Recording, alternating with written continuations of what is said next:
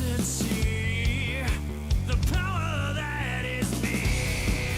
We all danced in fire, trapped in this machine. Don't know how long we waited, as the Eggman's watching. We all danced in fire, looking through the screen. Don't know how long we waited, as the Eggman watches.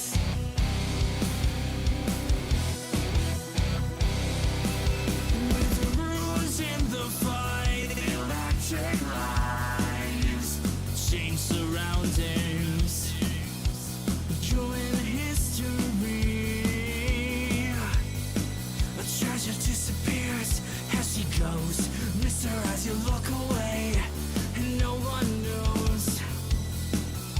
This power is a key. This power changes me. We all danced in fire, trapped in this machine. Don't know how long we waited, as the Eggman's watching. We all danced in fire, looking through the screen. Don't know how long we waited, as the Eggman watches.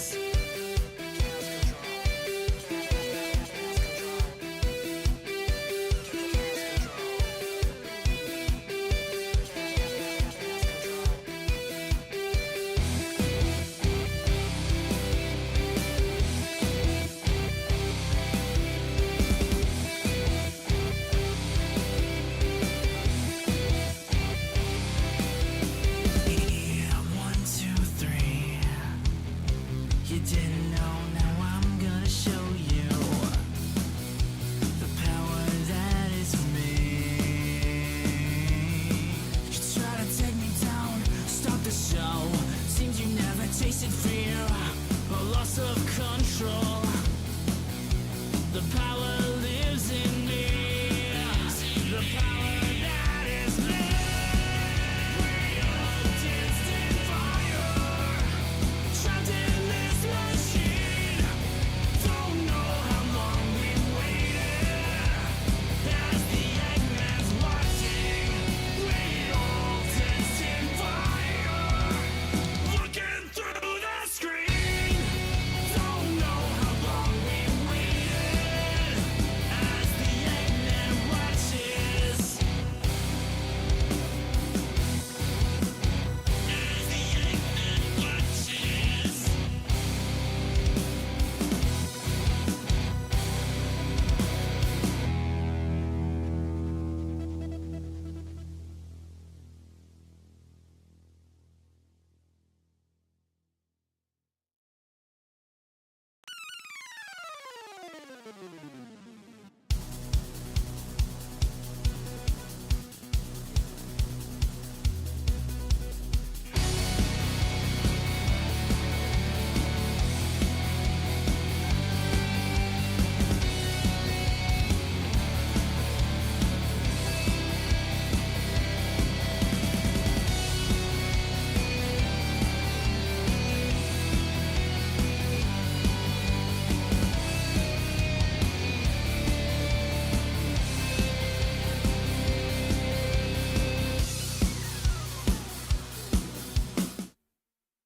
Hi, chat.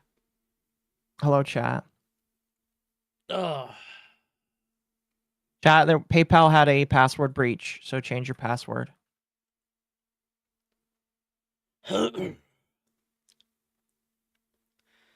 that right now specifically because of that.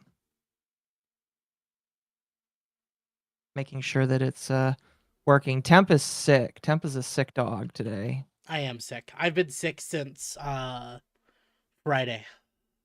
Oh my gosh, I can hear it. Yeah. That's awful. Yeah. How do you think I feel? See, I remember when like you were like, I don't know if I'm sick or if I just inhaled concrete because you told me that you were like that did happen. So concrete did make you sick? No, okay. So what I think made me sick was the DMV, actually. You think the DMV made you sick? Yes. So the reason Oh, I think that goodness. is in line at the DMV. I had someone, this old lady, and you could see the snot dripping off her face, and she wanted to get in real close to your face to talk. Ew. Did you have to talk to her? Yes. That's disgusting. And I How think many breaches? I have no idea, Chad. Just change your password on PayPal. so a combination of her and on the fact that there were so many coughing and sneezing out of the people inside the DMV, on top of the fact that I aggravated my lungs with the concrete. Yeah.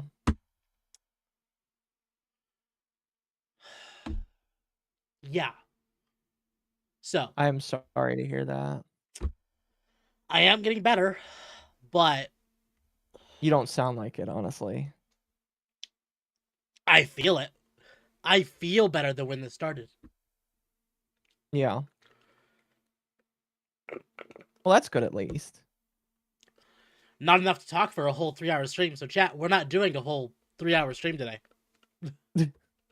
Well, no. So here, Chad, here's what's gonna happen. Temp is gonna make me to do the talking. Yeah, because I really should not be talking as much as I can. You can hear why. I'm just surprised that you wanted to do the stream. I was kind of like maybe we should we should cancel. I actually debated if we cancel Uh-huh. Dogwave doing a movie night in the Discord. Yeah. But we haven't missed a Dogwave, and I don't want to miss a Dogwave. The dog is sick. Yes, Magma. How about you help us with Dogwave tonight since you're not sick, unless you're not home. Magma, if you want to help, I will gladly take the help. It's up to him. I can also It's up to grab Magma. a Flea is flea comfy. The flea is very comfy. I feel like the flea wouldn't only if you both want me to help, I'll take it. It's totally fine because Temp told me you already have my told me he permission, can't Magma. You're welcome to jump in. Temp told me he just is out of it right now. I'm gonna be honest, I feel like the flea would be sitting on one of the boobs, not both of them. Because unless you want It's to in make the it look boob like crack. he's squished in there. Hoi.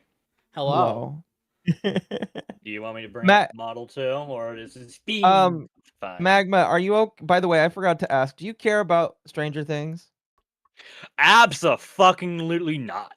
Okay, I good. don't Because we're care. gonna be doing a full spoiler of Stranger Things tonight. Nice.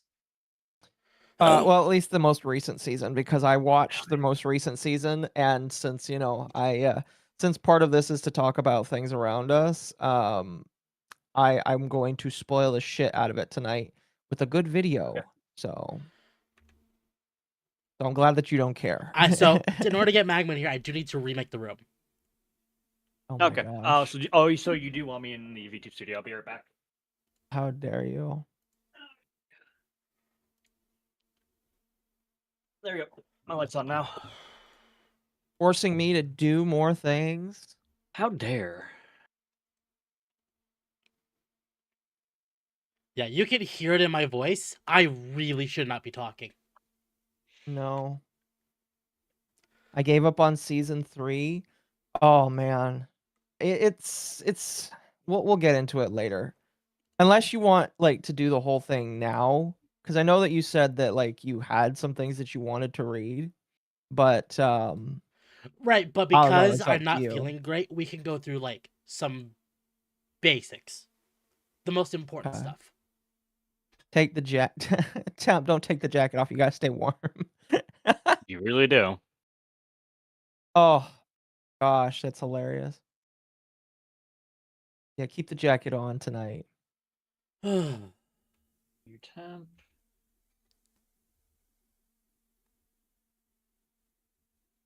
Oh goodness. Okay.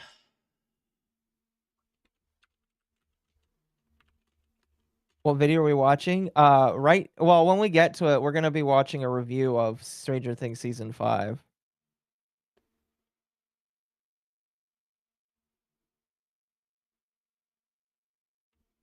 Eventually. Eventually.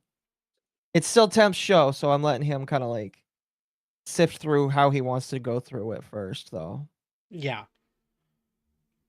Oh, hello. Hi. Wait on Akko to rejoin the room. I did. I'm in the room. Both of you are in front of me. You're not in the room for us. Well, I don't know what to tell you because I'm in the room. Leave it and Did you come back. make sure that my model was visible? Yes. I don't know. Listen, I all three of us are on my screen right now. I'm confused. I'll leave and come back because I can, but like all of us were in the same room together. Oh, instantly rejoined. Instantly, I'm in front of you guys again.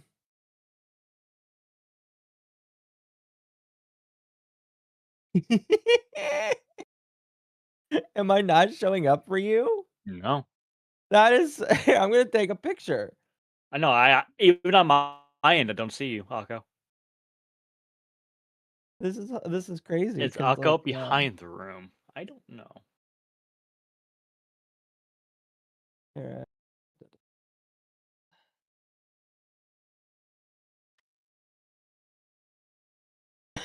I don't know what to do. I'm like in the room. Both of you are on my screen right now. I sent you a picture, Temp. I know. I feel like it's a skill issue. I don't get it. I don't know if temp muted or not. Also, since I'm here now, is it Dog's Wave or is it still just Dogwave? It is Dogwave. Okay. Oh, well, I'm Did gone Temp now. get muted? Yes. Sorry. Thank you. I was blowing my nose, and I didn't want you all to hear that. Temp is hiding Akko in the basement. He's got to. I'm overpowering. While I'm back again, I see you. The science Dogwave. I rejoined the room. Okay. So VTube Studio is just shitting the bed. Got it. I don't get it. You both are visible for me. Restart Give me- VTube Studio. I Oh, wait, did. wait. There we go. There we go. There we go. Okay. Enough dilly-dallying. Wow. That is insane. So this happened today. So let's talk about it now. You might want to share your screen because I know. otherwise I'm going can't. to. Okay.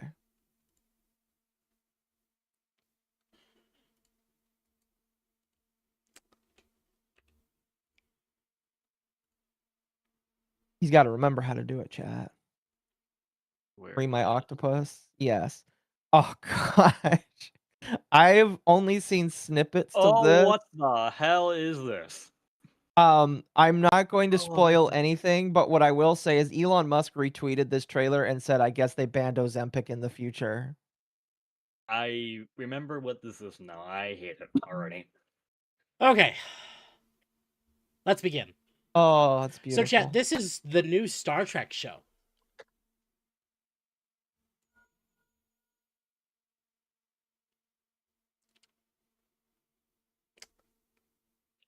Uh-oh.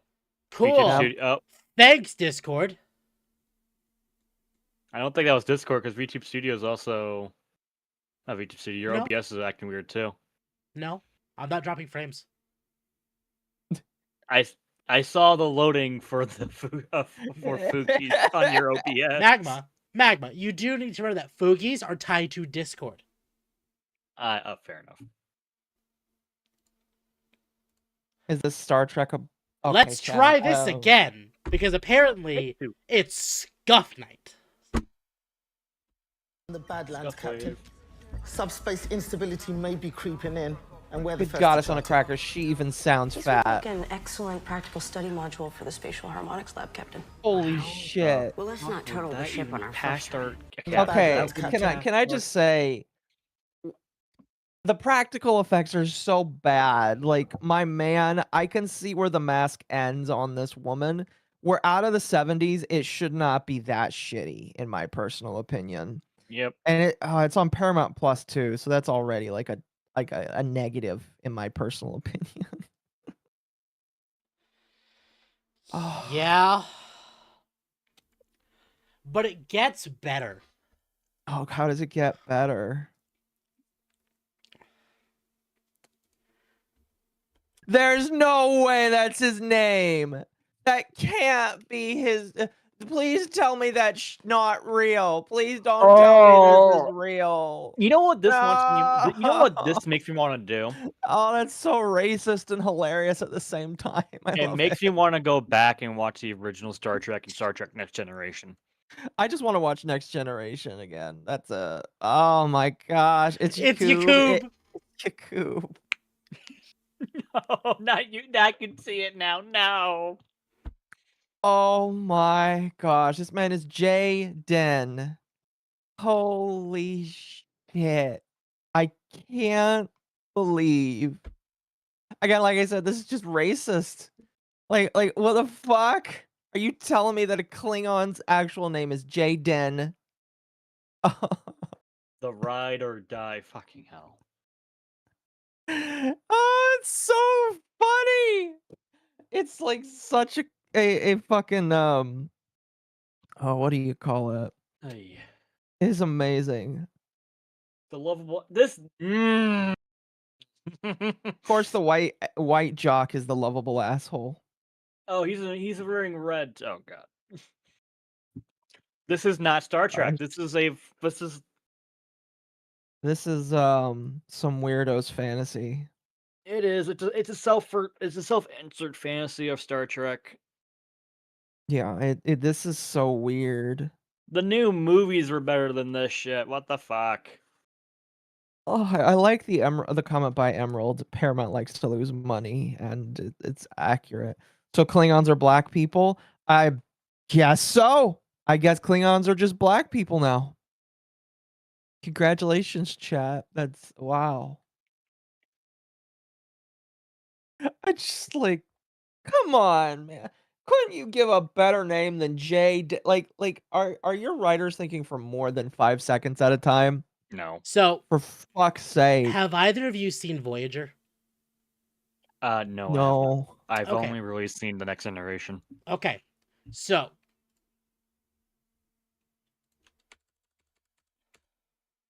Why does this man look like he wants tits in So- his hand?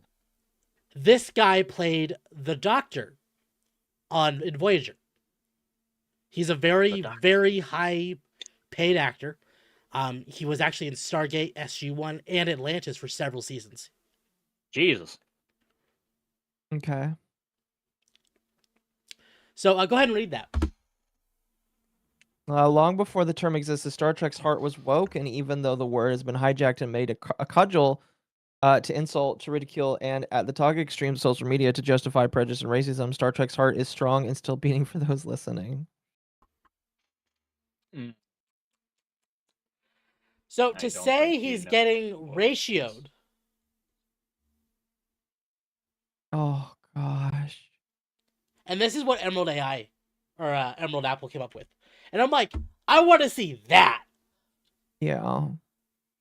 I don't see a lack of aliens, but it looks better than the other shit. I mean, I'd like there to be aliens, sure. You could But- put one black person in there. Yeah. One or two. I'm fine with that, you know?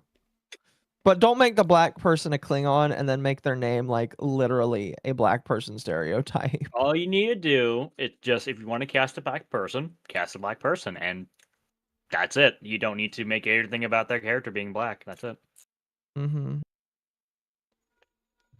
So yeah, Holy shit. new Star Trek has been bad for years. Well, I think it's been bad ever since the 2000s. I'm gonna be real with you. Well, there was the reboot movies. Sorry, I was eating a Slim Jim. Yeah, it was about Yeah. the reboot movies that it started getting bad. At least the reboot movies try to keep the original feeling of the OG Star Trek with just a lot of CG in it. Yeah. For And those then who you don't got some know, new shows. it's the J.J. Abrams ones we're talking about. Mm-hmm. Oh man. The Jar Jar Abrams movies, yeah. I'm gonna be And- honest with you. Jar Jar Binks is still a better character than a lot of this bullshit. Yeah. So this is something that you were excited about, Akko.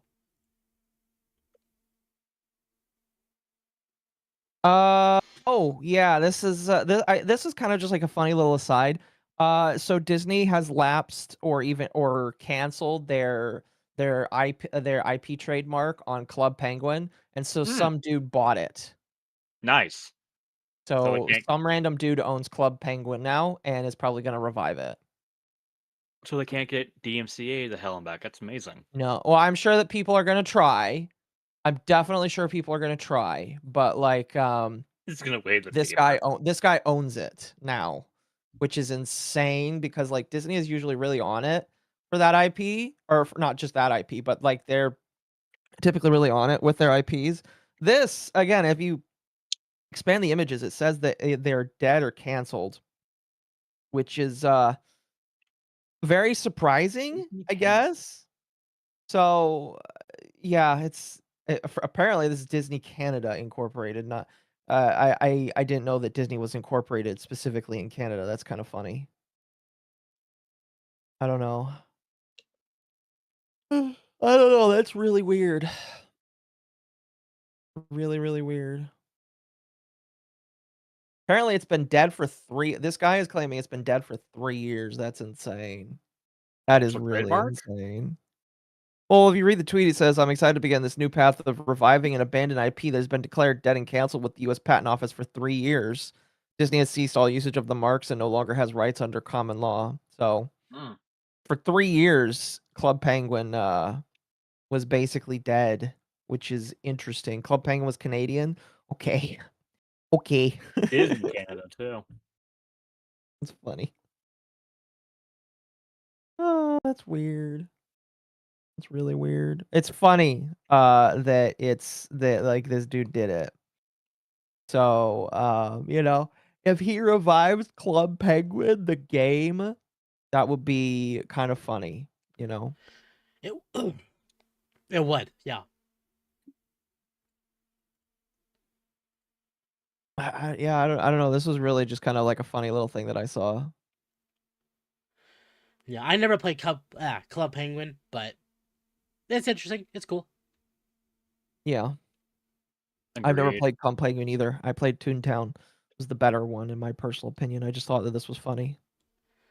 So we need to revive Habbo Hotel and close. I think Habbo Hotel is still going on. Habbo Hotel, I'm pretty sure still exists. Yeah, Habbo Hotel is still a thing. You can play Habbo Hotel right now. Let's see. Oh, they have 3 different versions of Habbo Hotel. You have Habbo diving into the core experience, Habbo Collectibles, build a collection and reap rewards, and then Habbo Hotel Origins, where you can play Habbo Hotel. It's basically like WoW Classic. Oh, that's hilarious. Are the pools still closed? You know it, chat. You know it. So- Pools are always closed. how are they going to revive with no source code? Custom Remake it service. from ground up. Listen, source code probably already exists. Yep. People are crazy enough to make that source code just exists.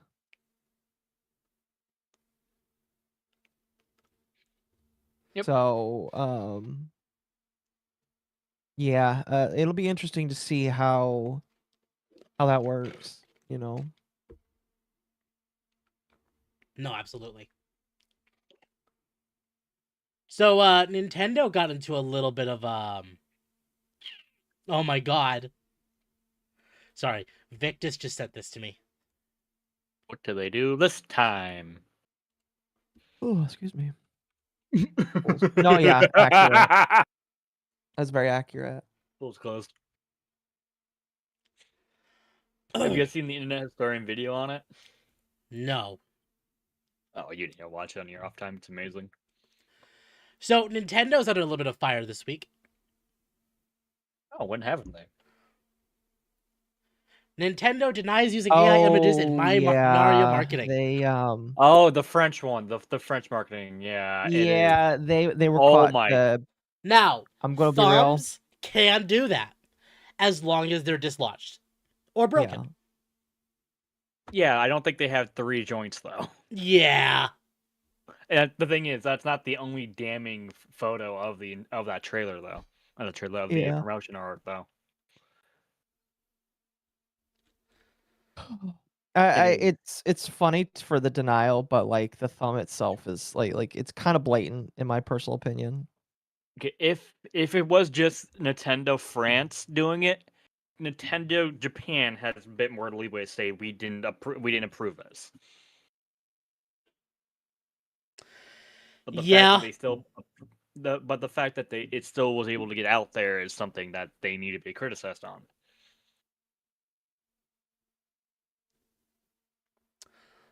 That is pretty crazy looking. Also- I mean, like it's kind of obvious. I'm surprised that it got everything but just that correctly. Now, you know? admittedly, maybe this is just me, but that kid looks like he has way too much hair for his age. Maybe I he also in fact- looks way too Asian for his mother. Way too Asian. And in fact, the baby is looking like your typical JRPG protagonist with the spiky hair. Chad, it's Cloud. Or Goku. Or Goku. Where's the other yeah. pictures for that? Because I remember there being a better example of AI. This is all I've section. seen. Maybe the gamer has better. Here we go. Because I know there's a couple like missing fingers, extra fingers, and that baby's hair is way too much. Of course, it's Facebook. It is.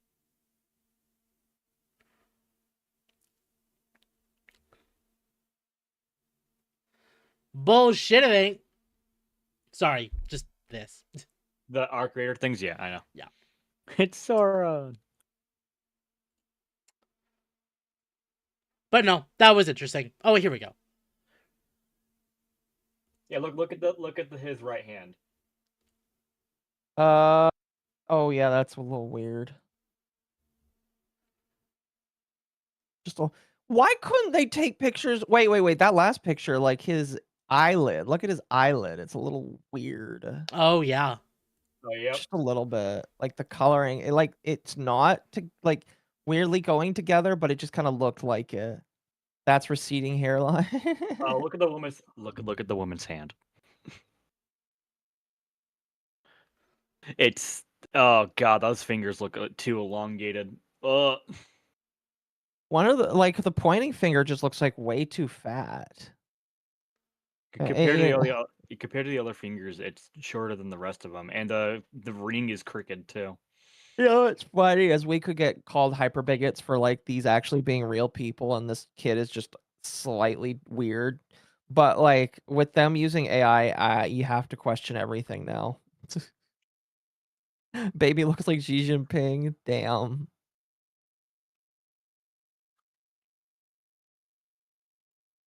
Oh. Oh, that finger, that thumb. That hand, Oh. the entire hand. Oh, That's yeah. not how. Because Man. Akko, here's where the finger starts. Here's where it ends. Oh, she's got like Mr. Fantastic levels of Extendo. hand. Extendo fingers. Holy shit, that's weird.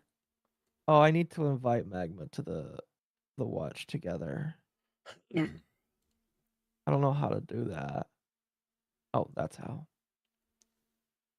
Okay, this one looks fine. Until you look at the hands. Oh yeah.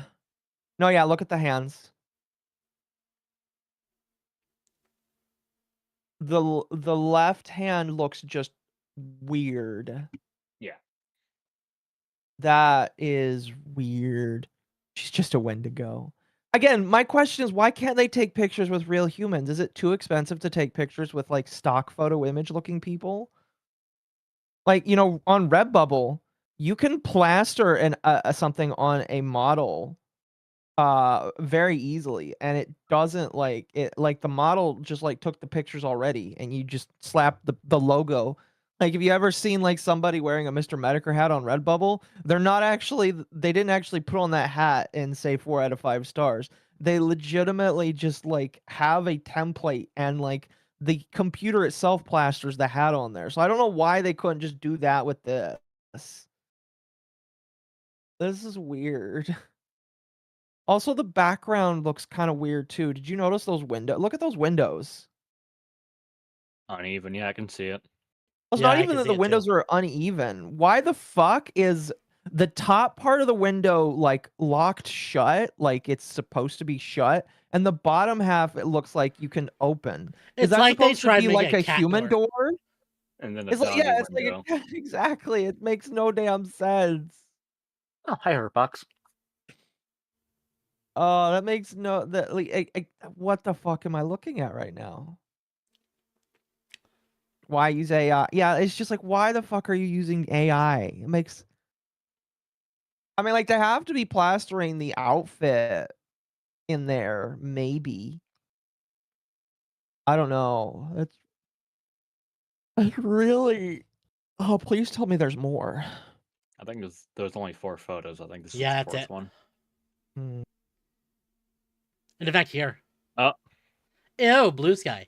blue sky. Well, at least they're like drawing the outlines of it. And they're missing the they're missing the finger Oh, look, that behind. one's good. Got the hand. Wait. Oh, that's weird. They're trying to. This one's trying to justify everything here. But go back to the first one. They missed something. You see the kid's finger underneath the parent's pointer finger. Right here. Yeah. Yep, Yeah. they missed it. This post is trying to defend it.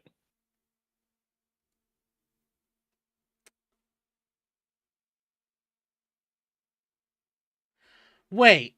This individual is retarded, though. It's very obvious.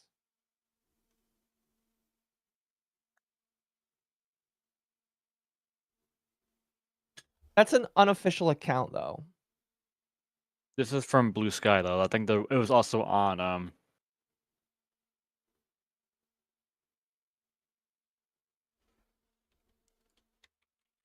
Oh shit, was it actually on? Okay. So this is because Nintendo doesn't have a blue sky account legitimately. Yeah. Okay.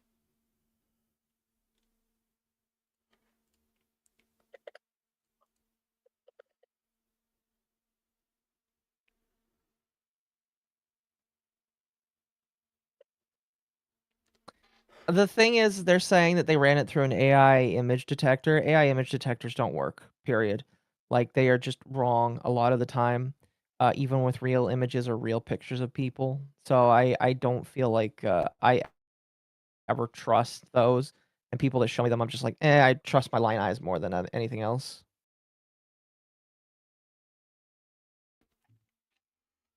Yeah, fair. That's just me, though. That's just me, though. So when you were talking about this on Thursday, because of Mizu, I specifically mentioned Ava.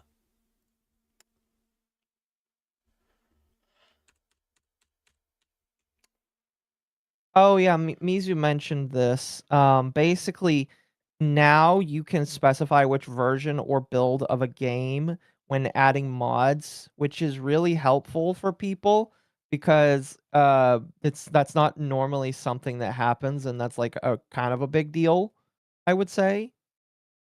Um, and so now when you make mods, it's gonna be easier for you to specify which version of the game you want it to be for, and that's Yep. pretty cool. So This is going to save so many headaches with Skyrim and Fallout 4 modding. well, I actually mentioned Ava because of Zomboid. Oh yeah, that's right, Bill 42. Exactly. So this is actually great for stuff like that. Mm-hmm. So Maybe actually more people end up using Steam as a proper modding source instead of like Nexus mods or. I doubt it, but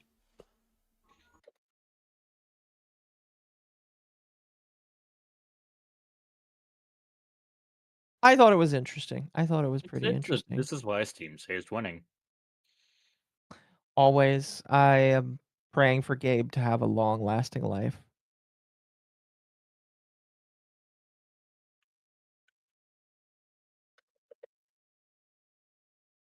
No Cyberpunk mods? Ah, who cares about that?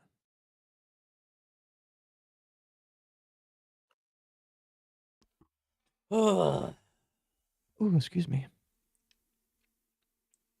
Agreed. So in light of the Nintendo using AI stuff, Larian has come out and said otherwise. Larian Studios will refrain from using Gen AI tools to develop concept art, but will still try to apply Gen AI tools elsewhere. It doesn't matter if they mention that they're going to use it. Period. People are going to be pissed off at them, even Exactly. if they use it for purely ethical reasons. So like, my problem is hearing this. I'm already kind of like getting a little iffy. They really just need to stop saying things. Period, and move yeah. on. Best way to win the game is not to play at all. Just don't say anything. Mhm. Yep. So, okay, this is fine. I'm not surprised. Mhm. Again, I just don't think that they should bring it up. Period, because it's not going to help them.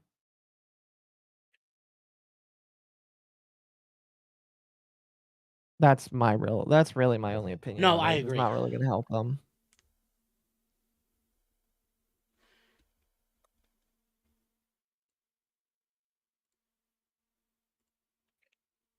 Ooh, excuse me. You don't stop yawning. You're making me yawn now. Here is. I've never played Brown Dust 2, and after this, I pretty much don't plan on it. This is coming after the fact they had to self-censor, either for one reason or another. Okay, same one. So yeah, you have to use age verification to play Brown Dust 2.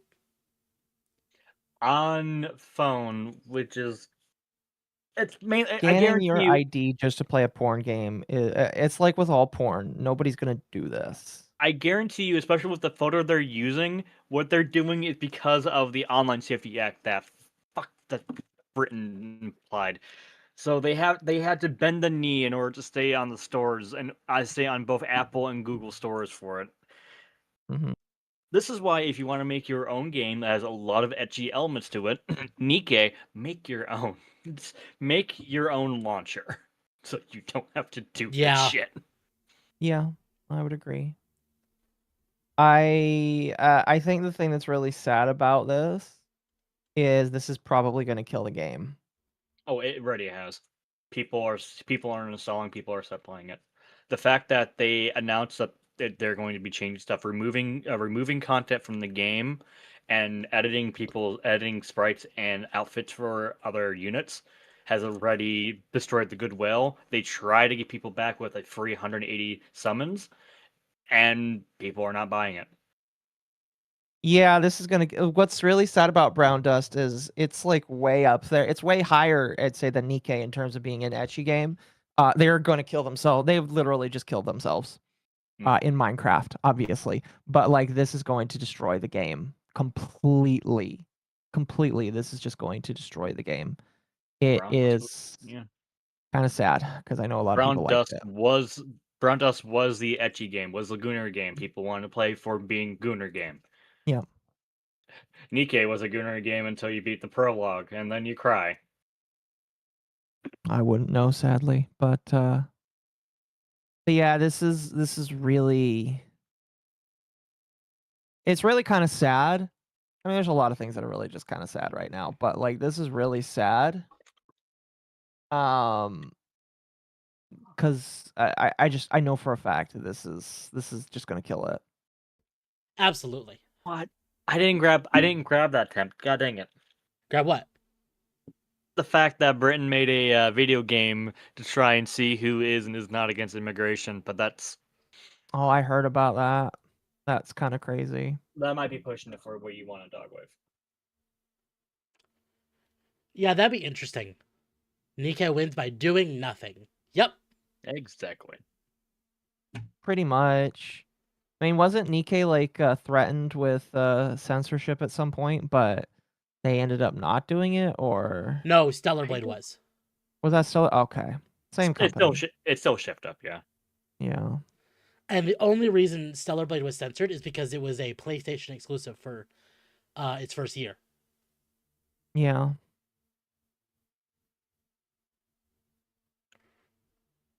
First played it. I don't think anybody's gonna be playing Brown Dust anymore because of this. Like, just 100%, nobody's gonna touch the fact that you have to do your face and the like. None of these people understand that like the amount of like breaches that have been happening recently where private data ends up getting exposed is so high, and the fact that people don't actually they don't actually like care to change it, it shows me that like nobody's learning, sadly. And the UK already admitted that the online verification, age verification, has failed. Yeah, I know it has failed.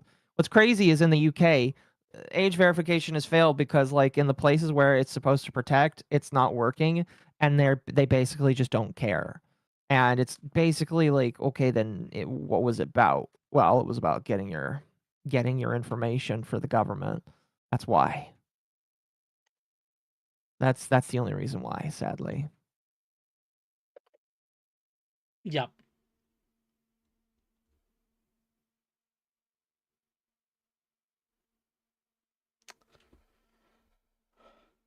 Not BD2, Kirsha played the UK immigration game.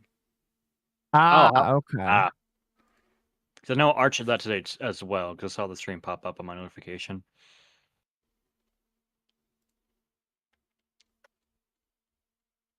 Let's see. So, why did I go there?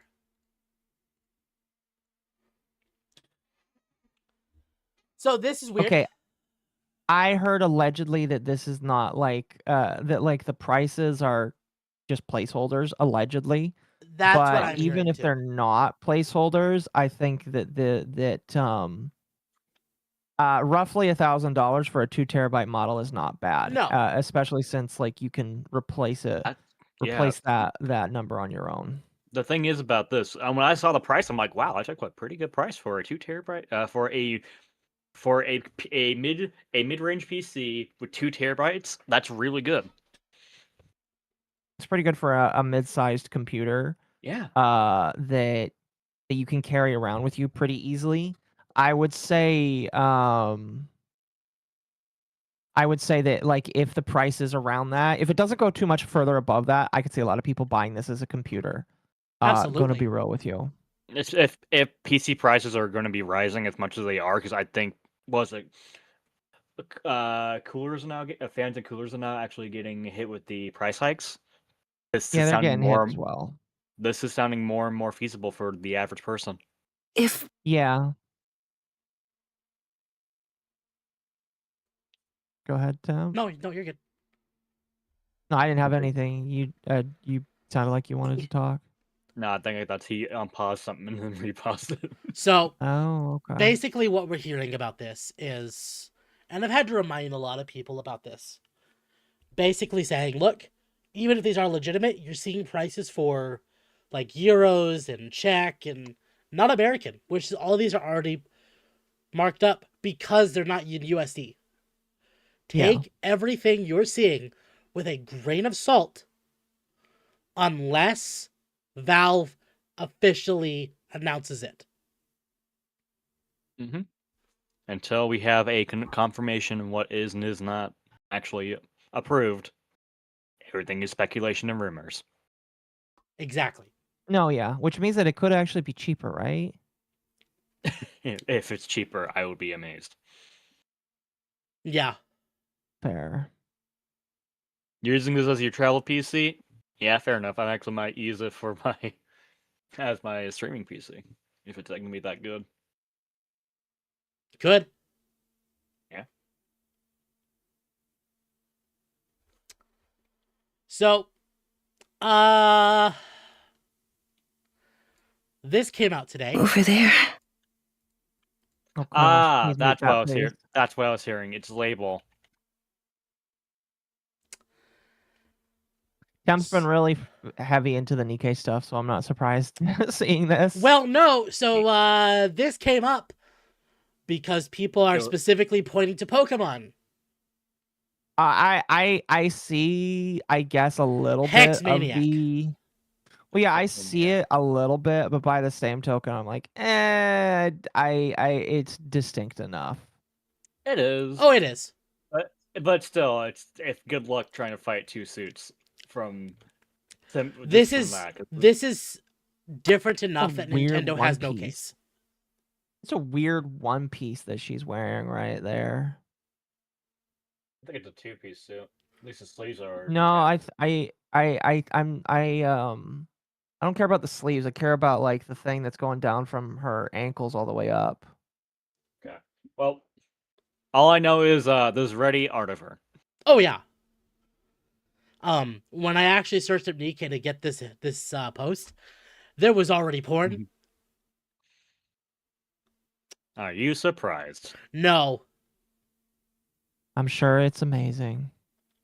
it is. Granted, I don't really care that much about Nikkei, but you know. Yeah, fair enough. Gotcha's not for everyone. Oh no, where? You know where. So for people who don't know what this is Nikkei. So this is the new unit coming out in the next patch. I'm actually Okay. surprised you're adding new. I thought they all new used units. guns. They do. They do. This woman does not have a gun in her hand. Not every character has a gun in their character portrait. That actually might be Okay. because that actually might be because of self-censorship. Like in the game it's fine, but when you're posting to social media and other stuff, it might be better to not have the gun be visible. Oh, fair enough. Interesting. Again, I don't know. That's a tinfoil hat theory of my own. But with how some platforms basically try and bury things with guns, it's quite plausible that Shift Up basically said boobs are okay, but gun is not. Especially with Brandos too. If it was the Korean government doing the censorship, yeah, I can see Shift Up doing it. Yeah. I can see Shift Up doing this. Yeah. Absolutely. No, that's fair. Like, Using a spell book. I would almost call that's why I was this, confused. if that theory is correct, I would call this very similar to the Xenoblade 2 Smash censorship. With the Mithra leggings. Free the legs. Ironically, Mithra with the leggings was almost hotter. Tam doesn't know what he wants. Anyway, I thought that was interesting. It is interesting, yes. It is interesting. Yes. Chat, it has been almost an hour. I'm going to get through this. If you like the content I produce, even though I'm sick, I would... I don't want to talk, but I'm going to shill myself. You know what? If you guys want to enjoy Temp's content, make sure you join his Discord. He is very sick and eepy. He should not be using his voice. I really shouldn't. In fact, depending on how long the stream goes, there may still be a watch party in the Discord tonight. Ah, nice. We'll see. Oh, really? Yep. I guess it depends on how fast we get through my Nerdrotic video. Yep, Because exactly. it's 45 minutes long. Oh, Jesus. Listen, it's a good video. It goes through all of Season 5. It's fantastic. Well, we'll play a game during that. Just like something simple. Yeah.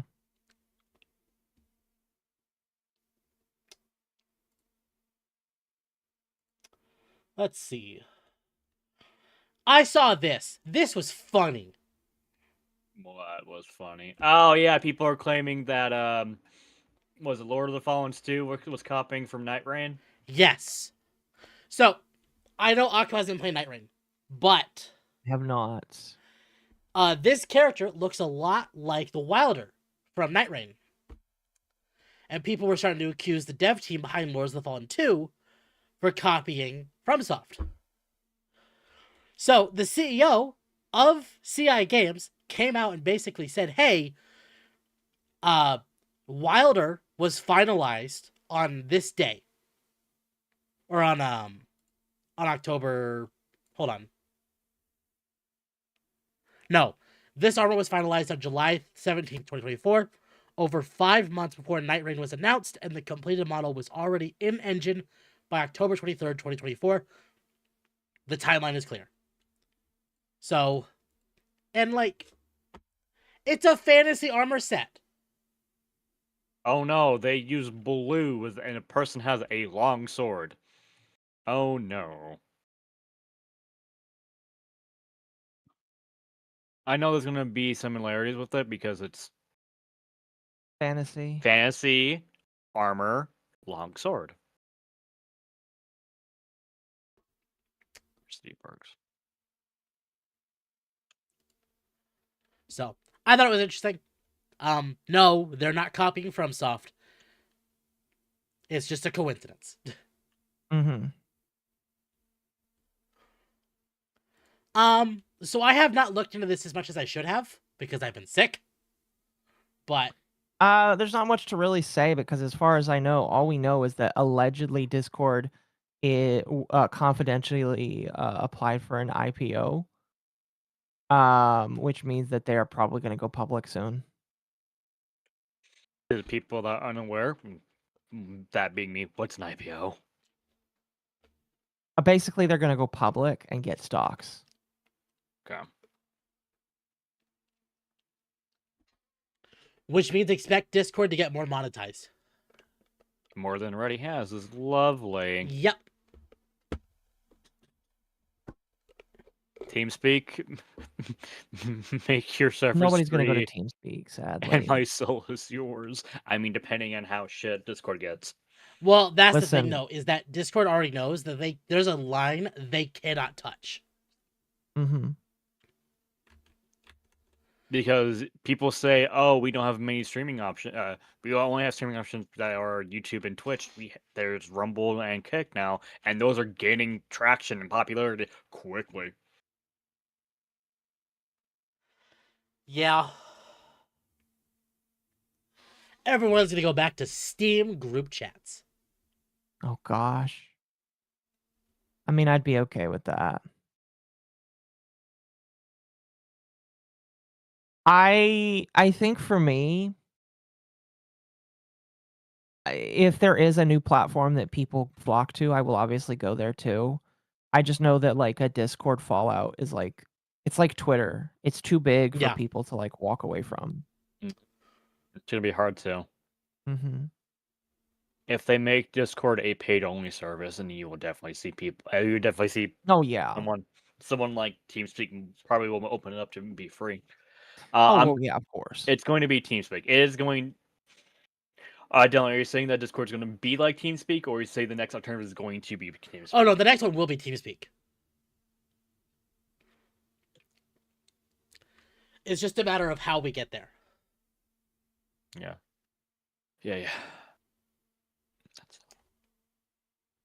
TeamSpeak group the next one. Yeah, okay. So,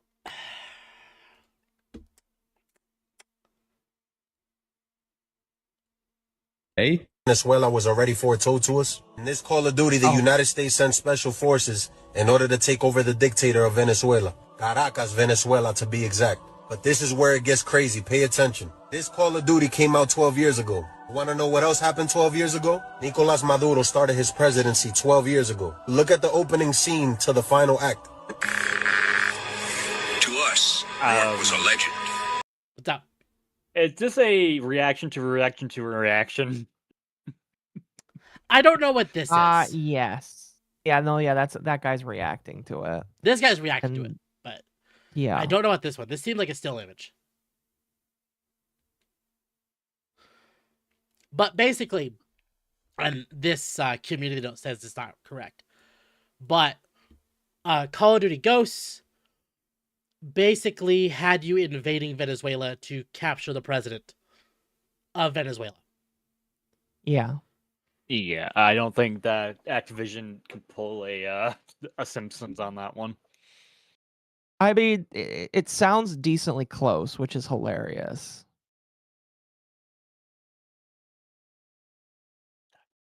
It's close enough that I think it's funny. It's one of those things, you know. No, absolutely. Yeah, I can see it being very hilarious. Ready? Call of Duty Ghosts, you invade Rio de Janeiro, not Venezuela. Yeah, that's what I figured. It's not gonna be like 100%. That would just be too insane. Yeah, because it'd be like a Simpsons moment at that point. Yeah, for sure.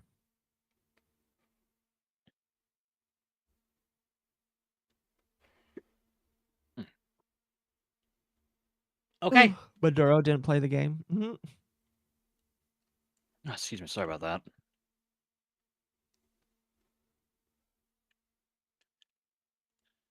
Oh yeah. I think it came out. That was Tropico going on sale. Fair. Oh, We're gonna here we jump. Are we gonna go to this now? Yeah. All right. Okay. So now I feel like this Tempa really was excited about this because I think he knows that I was going to do a lot of the talking here. So I know Temp has watched seasons 1 through 4 with me. And I remember that Temp really hated everything after season 1 Yep. for the most part because everything and I kind of am understanding like post season 1. Like nowadays I kind of understand it. But Magma, have you watched Stranger Things at all? 0. No. Also, Temp, you know you can like full screen this, right? Shush. On stream. I know, it's fine. Okay. Just letting you know it is possible. Yeah, I've So, seen 0. oh, I and Temp, you don't need to share it on screen because me and Magma have it pulled up. This is for chat? No, I'm talking about in Discord. Oh, right. Just saying you don't have to have it pulled up. So, the thing about Stranger Things season 5 is there was a lot of things walking into it that like because like at the end of Stranger Things season 4, and Temp, you might remember the world was basically cracked open. The quote unquote upside down was leaking into the world, and like everybody had lost, and Max had died / gone into a coma, and the bad guy, even though he was burned to death, he escaped or disappeared, and nobody knew what happened to him. All they knew is that the world split open, and so a lot of people's reasonable expectations would be moving into the next season that if the bad guys won, you're starting off this season running, right? That's what your assumption would be. Absolutely. Okay. So I like Nerdrotic. He is a great and fantastic content creator. I see that you're pulling up The Binding of Isaac while we're going to go through this here. It's kind of fitting. How so? Isaac's not telepathic. Depending if you get Spoonbender, he is. Yeah, but like that's with a specific item. It doesn't matter. It doesn't matter. The thing that like I like Nerdrotic because he's really good. He's really he did a really good job going through all of this. I listened to a lot of reviews of this and I think Nerdrotics is the best in my personal opinion in terms of like a review. But yeah, so I will give for those that have never seen Stranger Things, or if you are interested in watching Stranger Things season 5, you should leave the stream right now because we are going to spoil the entirety of the of season 5, basically. Your boy Brandon Rock. Okay, Dylan. But like here's what you need to know. The entire series focuses around strange things that are happening. Originally, I forgot about this and relearned this, but originally Stranger Things was going to be an anthology. It was not going to be a series that followed the same people. In fact, like when I heard that for the like not the first time, but like when I heard that again recently, I was like, oh right, I remember that when they made season 1, they talked about how it was going to be an anthology, that every season was going to be different. That didn't happen. And that was probably because Netflix like went to the Duffer Brothers and was like, hey, you can't do that because everybody likes these characters too much. And if we do something different, they might not like the next season. So they asked the Duffer Brothers to be to do the exact same thing, even though the longer the series went on, the more plot holes started showing up and the more things didn't make any sense. And walking into this season, the Duffer Brothers are basically, oh, we've planned everything from the beginning, everything that's going to happen. It all makes sense. It all pulls together. It all is a real thing. And I'm going to be honest with you, that is just a big fat lie. One, because again, they did say it was going to be an anthology series. And two, that's just not how that works. And there's a lot of weird story inconsistencies. Like we all like moving into season 4, it was obvious that Vecna, the main bad guy, wasn't actually like the original bad guy. Like the Mind Flayer dude that shows up in the end of season 1 in season 2, it was obvious that that was what they kind of wanted to make the big bad. And instead of doing that, they kind of just it just didn't really feel like they knew a whole lot of what they were doing. They were just like, well, fuck, Netflix wants us to do this. We might as well do it and hope that we get it right. So keep all of that in mind going into this recap. Here is what I will tell you guys. Season 1 is unironically a masterpiece. I think that a lot of people will agree with me on that. Season 2 is still mostly okay, but it has one of the worst episodes in the entire series. Season 3 is way too bright and silly. A lot of people actually mention that, how it's just way too bright and silly, and how the entire thing is just way more colorful than it needs to be. Season 4 feels like it's actually a bit of a return to form, but still has some weird plot holes. And the problem with season 4 is they start to like have a problem with killing people, because like if you don't kill people or you don't raise the stakes, you don't feel like anything bad is going to happen by the end. Like in the end of season 3, everybody thought that one of the big characters was gone or dead. And then in season 4, it turns out he was taken to a Russian concentration camp in Russia because it's in the 80s and you've got the Red Scare. But like you go from a small town in Indiana to a Russian concentration camp, and it's just like, okay, that doesn't make any sense. But like they're afraid to kill people, and that's another thing that you need to take into this, is that like if they're not going to kill people in seasons prior that matter, then you should expect that send him to the gulag. Yes, they literally sent him to the gulag in Russia. Anyway, I'm not going to blab on anymore. We're just going to start this. By the way, since this is a watch together, you both can like pause it at any point if you want to. So if you want to stop it at any point, you can, just to put your comments in. So let's get started. By the way, that's Millie Bobby Brown right there. And I will say one of the comments about this entire series is the writing does not, after season 1, the writing is not what makes this show really good. It is really just a lot of the actors. Because some of the actors, like, you know, they're kind of and Millie Bobby Brown sometimes is kind of Granted, how much acting can you really do when you're not really supposed to be somebody that talks a whole lot?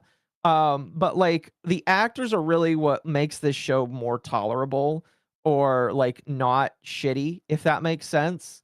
Especially in this in this season, there are a lot of the characters where it's just like, okay, I like their acting and I feel like they're actually putting real emotion into it. I just feel like they were given bullshit to work with, if that makes sense. Right. But I won't spoil that anymore. That's bold. I love your face. Yeah. Best season ever! What does it mean to be happy? Really? Yeah. These are from earlier seasons. I am pretty damn sure. Yeah, I think this is from season 1 because like what they did is every single time they had a season, they also had like a post-season thing where they talk about it and they talk about how fun it was to do. They have not done that yet, as far as I know, which is going to be really bad because like right now, I don't know if anybody has seen it, but there's a lot of people upset with season 5, so much so that people believe that there is a secret 9th episode that is going to exist. And so when the cast and crew kind of like behind the scenes thing comes out, I think that they're gonna have to deal with a lot of people being whiny and bitchy in the comments because it's not gonna be good. Yeah. I hope the audience will be. Like, I gotta be honest, the like, when everyone had to be like, and it won't, and me, and me, and me, I was like, is that gonna work? This is foreshadowing, by the way, Will, the gay character, has one of the most memeable moments of this season. I do like the actor. I think he's a pretty decent actor. But like we'll get to it. We'll get to it. I just saw my ending and thought, oh, and then I walked away very slowly. I think the fans are reading into too much. By the way, this guy did the best acting job out of everybody. He is the main bad guy. He does a fantastic job. Some of the emotions that he conveys in it. Like, again, even though I dislike a lot of how this show went, I still think that the acting jobs of a lot of these people should be commended. Him especially, because he did a pretty good job, in my personal opinion, with all of his acting. And I think Same that there's some thing. points. Oh, go ahead. So same thing with Star Wars. Don't hate the actors, hate the directors. Well, Got you it. can hate the actors if they have stupid political opinions. Like the guy who played Steve, he had some pretty shitty political opinions, and he was like coming out talking about the ICE stuff recently, and I'm just like, my man, you just finished doing Stranger Things. How about you shut your mouth so that people don't like. You're gonna paint a worse taste in people's mouth of this fucking show if you don't shut your fucking mouth right now. Shippers are salty. Yeah, the shippers are very salty. I imagine it's because of the gay stuff, and we'll get there. It's like deep into this. I read too much into it, so maybe not. Maybe not. I am in, I think, Stranger Things 5. Haven't seen it. The series finales that have disappointed us over the years, this is something Matt and Ross and I have talked about, because those are heartbreaks.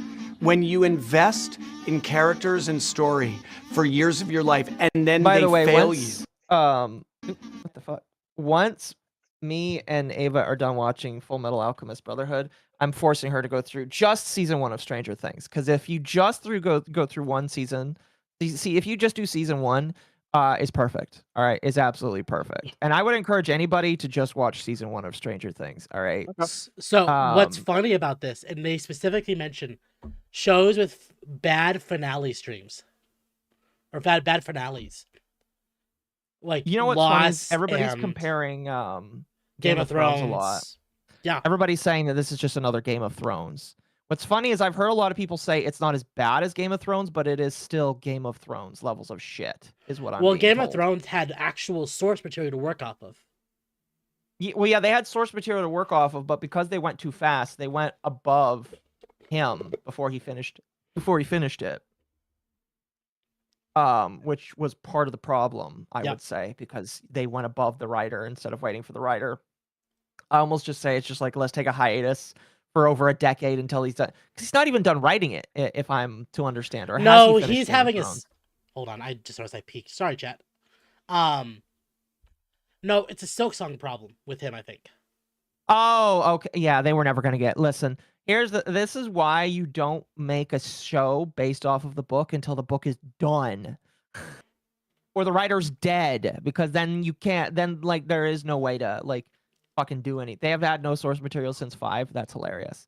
Again, my thing with that is just like, and I've never watched Game of Thrones because I've been told no, I wouldn't enjoy it. I don't know, but I have a very just don't do specific that. memory with Game of Thrones, actually. Yeah. I had to go to an George onsite R. job. Martin is playing with trains. I had to go to an onsite job to set up this woman's TV. Yeah. We got the TV up. We tested it.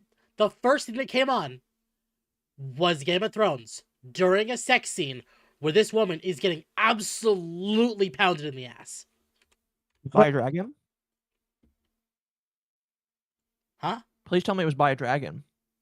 No. I actually think it was by the character that Peter Dinklage plays. Ah. Oh, really? But I don't know that for certain because that was the only exposure I had to Game of Thrones. He likes them small. Anyway, let's continue. Hello, Beaumont.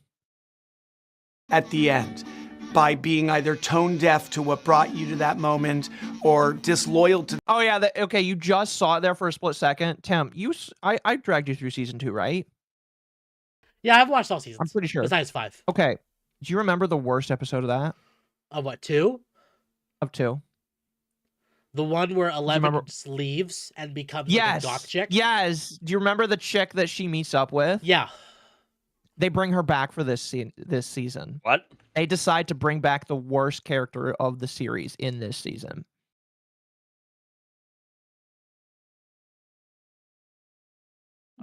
Spirit that made you love that storytelling.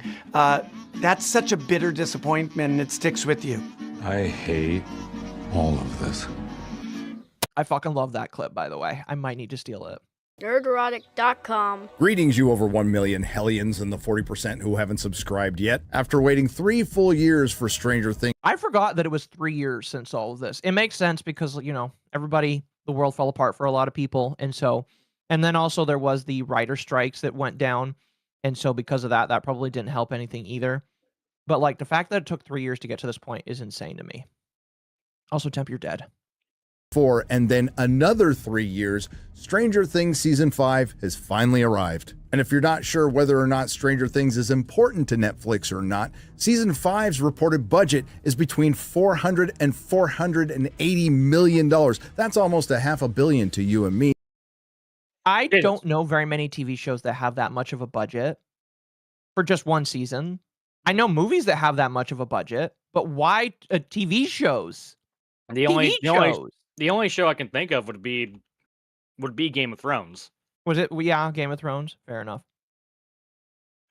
But holy shit, they decided to up the budget for this last season. And I'm going to be honest with you, it was a mistake because it didn't really improving the budget. Unfortunately, things regressed backwards, including some of like the sets and some of the scenes CG. look really bad. Like I think Nerdrotic brings that up in here, but some of the scene like stuff went definitely down in quality. And roughly $60 million per episode. Currently, there's a movie out in the theaters right now, Avatar 3: Fire and Ass, that will probably be at a... I've heard that the second and third Avatar movies are actually decent. At least Arch likes them, so... So, for the second... I've yet to see the third movie. The problem with the second movie is it's just the first movie, but water. That's it. I mean, like, my problem with Avatar is how far can you really go with it? You know what I mean? Like, unless you're writing completely different stories, what can you really do with Avatar other than just Native Americans, or excuse me, native aliens and the planet that they live on? Like, I really don't know how much more story you can write out of that. Apparently, there's going to be 2 or 3 more movies from that. I have no idea, but like, third movie is the first and the second movie, but fireier. That's hilarious. Yeah, I heard that like at least Arch liked it, so. $1 billion by the time this video is released, and the only thing anyone's talking about is Stranger Things. But it might not be in the way Netflix hoped, including unintentionally creating the most memeable moment of 2025 and slipping it in the end. Truth is, I am different. I'm gay. How many are compared? I'm gonna be real with you. People timed it. The coming out scene is longer than the finale fight scene between them and the bad guys. It's actually longer by it's longer by seconds, but it is longer. It's hilarious. And it took 24 hours to film that scene too. That is also hilarious. It took 24 hours to get them to act that scene, and it took 30 minutes for us to capture Maduro in Venezuela. Thrones Season 8, which may or may not be a fair comparison, stay tuned to the end of the video. Because as HBO, George R. R. Martin, and Dumb and Dumber found out, it's not how you start, it's how you finish. Am I right, ladies? At least Game of Thrones was a quality show for multiple seasons, and the same cannot be said for Stranger Things. Because things with Stranger Things are strange. Without a doubt, it's a cultural phenomenon. The closest thing Netflix has to a water cooler show, and maybe the last of its kind. It's strange because it's one of the... I unironically sadly think that he's correct about that. I do think that Stranger Things is the last of its kind, and we will never get a TV show like this ever again, sadly. With the how writers are going, yeah, I agree. Yeah, I think okay, maybe a Hollywood show, Hollywood levels, but I do think that it is possible that you will get shows like that from independent people, like independent creators, independent writers, all that kind of stuff. I do believe that is possible. But I don't think you're ever going to get something like this from Hollywood ever again, if that makes sense. Fixing is an interesting choice of words. Fair. Few and rare Netflix shows that actually gets past a second season. And despite Netflix's ADHD release strategy that, believe me, we'll get to, it is one of the very few shows that's not only been able to maintain popularity, but actually gain it, which again is strange considering no one would say that this has been a consistently good show, and no one would call it high art. A cynical point of view would be that it's just Nostalgia Bait the TV show, an 80s greatest hits album done by a cover band, released at a perfect time when 80s nostalgia was hitting the cultural zeitgeist. Nostalgia Bait the show or not, what they did well. As somebody who grew up in the 80s, they really nailed the look and the feel. But what it did best was its character work. Everyone rooted for Hopper, Joyce, Eleven, Michael, Luke. Yes, Victus, I did. Here, I'll bring it up. What did Victus do?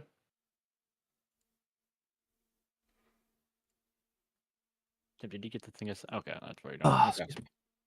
You're not excused. How dare? Where is it? It's true. I mean, I would disagree with the Stranger Things because, like, again, I liked season 4 just not as much as I like season 1, but I like season 4 a lot. Season 2 was mostly okay. Season 3 was way lighter than it really needed to be. And season 5 just sucked. But, like, it's whatever. Lucas, Dustin, Jonathan, Nancy, and yes, Will. And the show was at its best when they had an antagonist to focus on, like Brenner or Vecna, in a setting that gave Gen X everything they love, including but not limited to the music, the malls, the roller rinks, the skateboards, the BMX bike. That's another point that I thought was interesting to pull up. Music is like a very big vocal point of this show. Like without like they put lots of emphasis on just how important music is in this show, and in this season they kind of just shit all over that a little bit at one point, and it kind of bothers me. And we'll get to that, but it's just like up till like this season, it's just like, oh, music is really important, but then they're like, oh, music isn't that important, and I'm just like, but why? It might have to do with copyright, and they actually might not have the rights to the songs they didn't want them to. Yeah. Oh, no, it's different. It's different than that.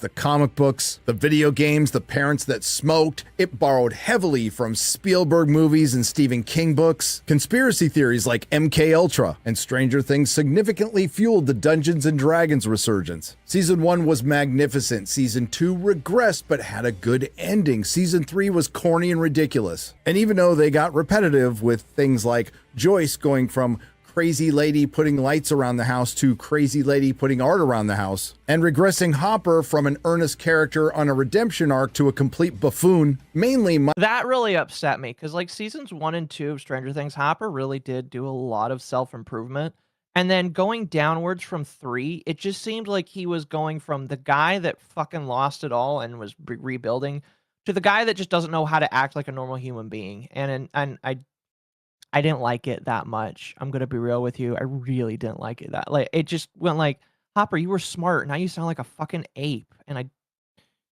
don't like that. I don't know.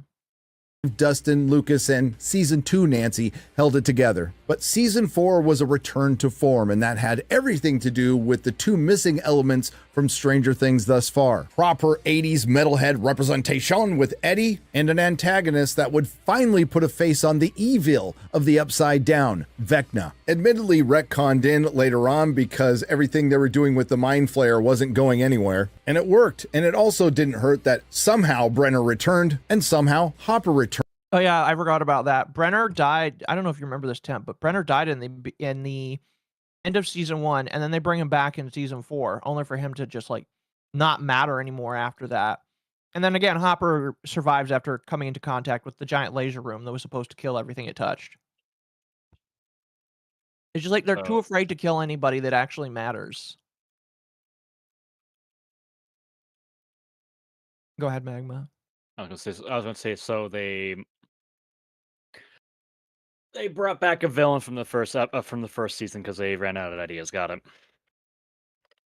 He was a plot device to help move the story forward in season 4. He was less a villain and more of just like a neutral antagonizing force, if that makes sense. Spoilers. Spoilers. Ahoy, chat. The adults were separated from the children going on their little Russian adventure, and the kids were separated. There was Team 11, where she was trying to get back her powers, Team Byers with Michael and Argyle, who were trying to get back home to Hawkins and find Elle, and Team Eddie, where Dustin and company were trying to protect him from a town that thought he was committing all the grisly murders. And season 4 accomplished a lot. Eddie became a fan favorite. They made Max likable, and it put Kate Bush back in the charts. Unfortunately, 2 of the characters that were doing a lot of the heavy lifting for season 4 died, Brenner and Eddie. Ultimately, at the end though, our team did get back together. And it's at this point you would think the writers of Stranger Things would do a time jump, considering it took 3 years to get the season out. And it's not just a show, it's a Netflix show starring children. But after our ever-growing team of heroes gets back together, they view a Hawkins that has been completely split open. And as they stare off into the distance, it looks like all hell is going to break loose. Okay, Temp, do you remember this? Yes. You remember kind of like how we got to this point? Like the bad guy opens up the wormhole, or not the wormhole, but the little cracks in the ground, and now the entire city is like getting ready to be engulfed. How do you think they carry this into season 5? What do you think they're going to do carrying this into season 5? They don't. Or they do it in such a minimal way that it doesn't fucking matter. Okay. Magma, what about you? I think they're going to completely ignore it and be like, hey, everything was swept on the rug. We saved the day off screen. Don't worry about it, guys. Okay. Because like here's why that would be frustrating. The Upside Down, which is like the place that's like terrifying, is like not a place that normal humans should go to, because it like is full of monsters that will murder these people. And we've spent like 3 seasons going through just how terrifying this place is. And to have it like burst into the real world, it's just like, this is the apocalypse, basically. So like, moving forward, keep that in mind. Basically, San Andreas is split open and the demons are crawling out of the fault line. Or you expect that the demons are going to crawl out of the fault line. Battle is upon us, which would make a time jump impossible. And how did they start season 5? With a time jump. No, not one that was long enough to sufficiently explain all the characters aging, but it was one to sufficiently explain all that quarantine weight Hopper put on. And that's really the only thing that's sufficiently explained in part 1. Because after 3 years and $480 million, allowing the Duffer Brothers. So yeah, they did an 18-month time jump from that, by the way. 18-month time jump? 18-month time jump. I saw that before. I saw like the season 1 and season 5 comparisons, some of the actors. Why? You know, child actors age pretty fucking quickly, especially in puberty. Yeah. Why? Yeah, they had an 18-month time jump. I mean, it was partially because of the pandemic. Because it was 3 years ago that season 4 came out. But yeah, 18-month time jump from season 4 and 5. And you just, with that in mind, you have to ask yourself, again, how is the world going to be if they skipped 18 months into the future?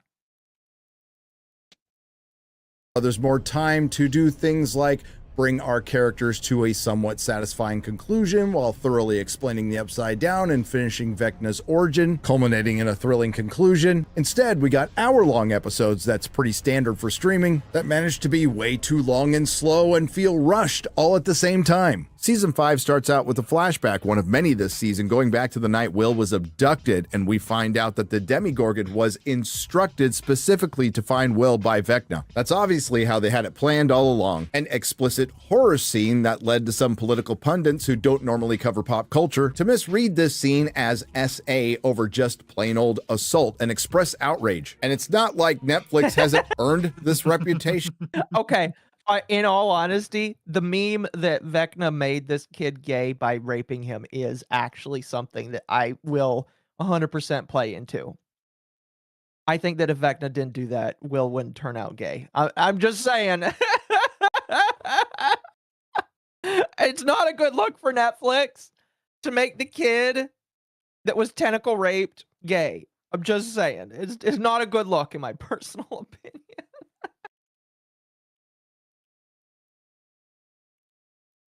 It's hilarious to me is what it is.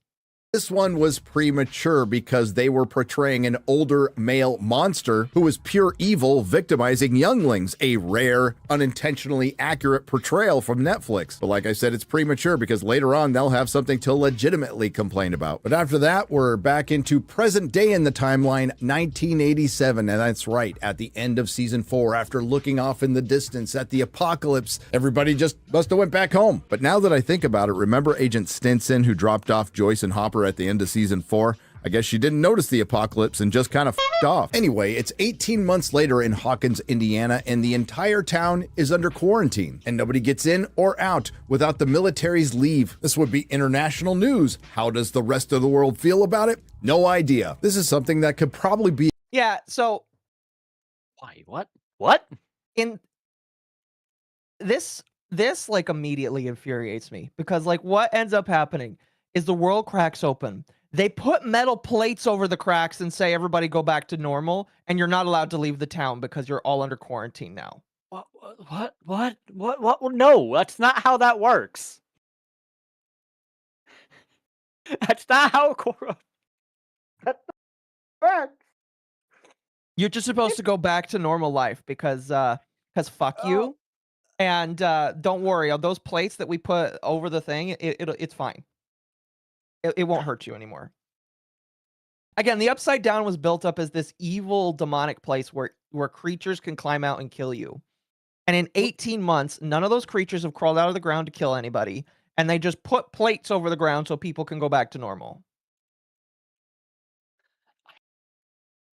They tried to pull Stephen King's The Dome and it didn't work. No, it didn't work. It did absolutely horrible. Like they tried to pull from Stephen King as like inspiration. They shouldn't have done it in this point because it failed massively. It's just like there is no way you can make me believe that people were just able to go back to normal life and nobody's like it just makes no sense.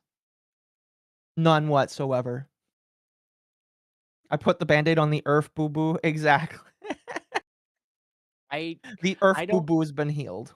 I don't think if hell opens up in a small town, you can just be like, okay, we're going to close that up. We know Especially in America do. during the 1980s when you have the Red Scare.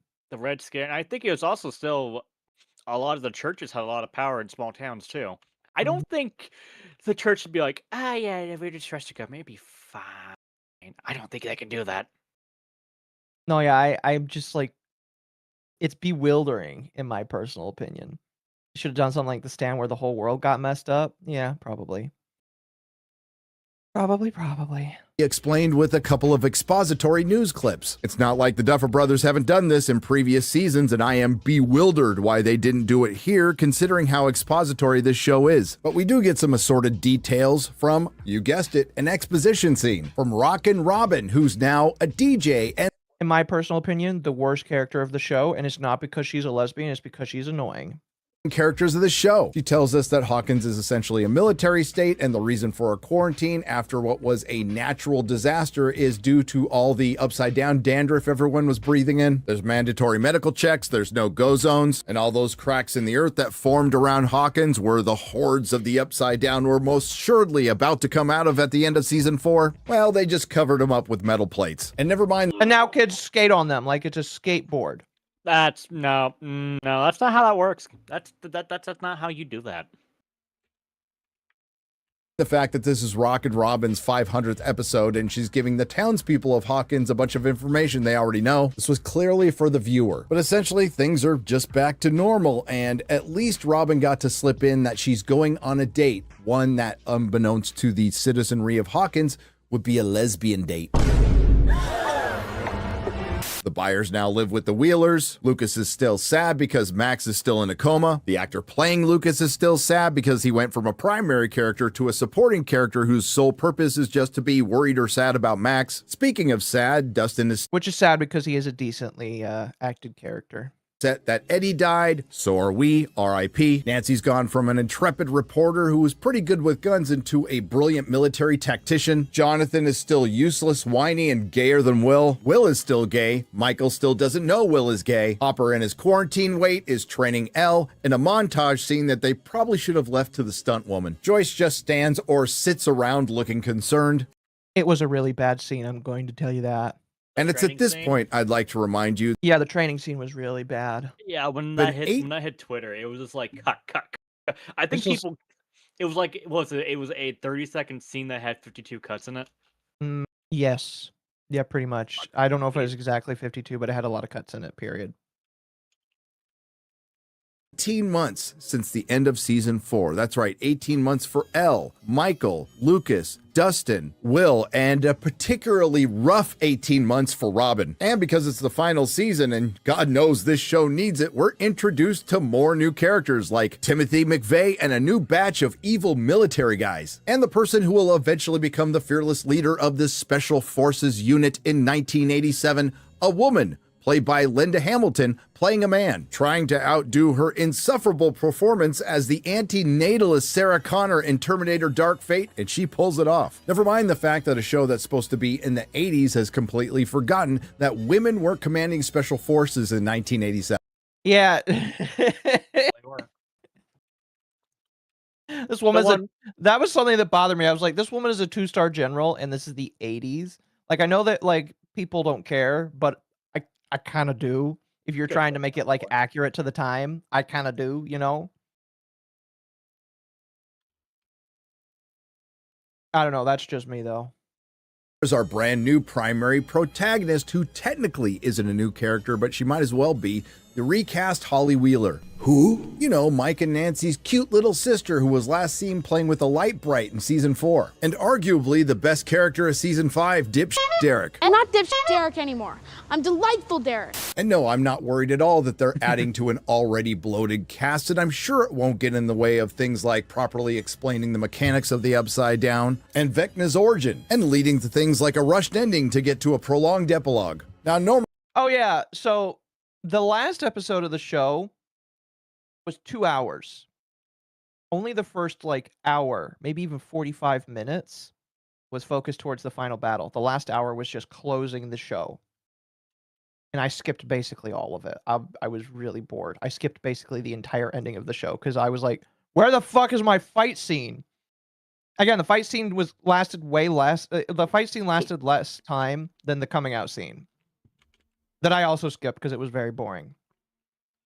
I think Netflix's recent release strategy with their bigger shows, breaking them up into parts, is the worst compromise between the binge model and releasing them weekly. But in this case, in theory, I think releasing it over Thanksgiving, Christmas, and New Year's was pretty smart, as long as they focus on the core group and don't waste a bunch of time on characters they introduced in later seasons, or running around on meandering cockamamie plans that are occasionally interrupted with some forced heart-to-heart and an exposition dump for the secondary viewers. What is secondary viewing or second screening? It's when the... Okay, I learned about this and I was like, holy shit, so this is why TV shows these days suck.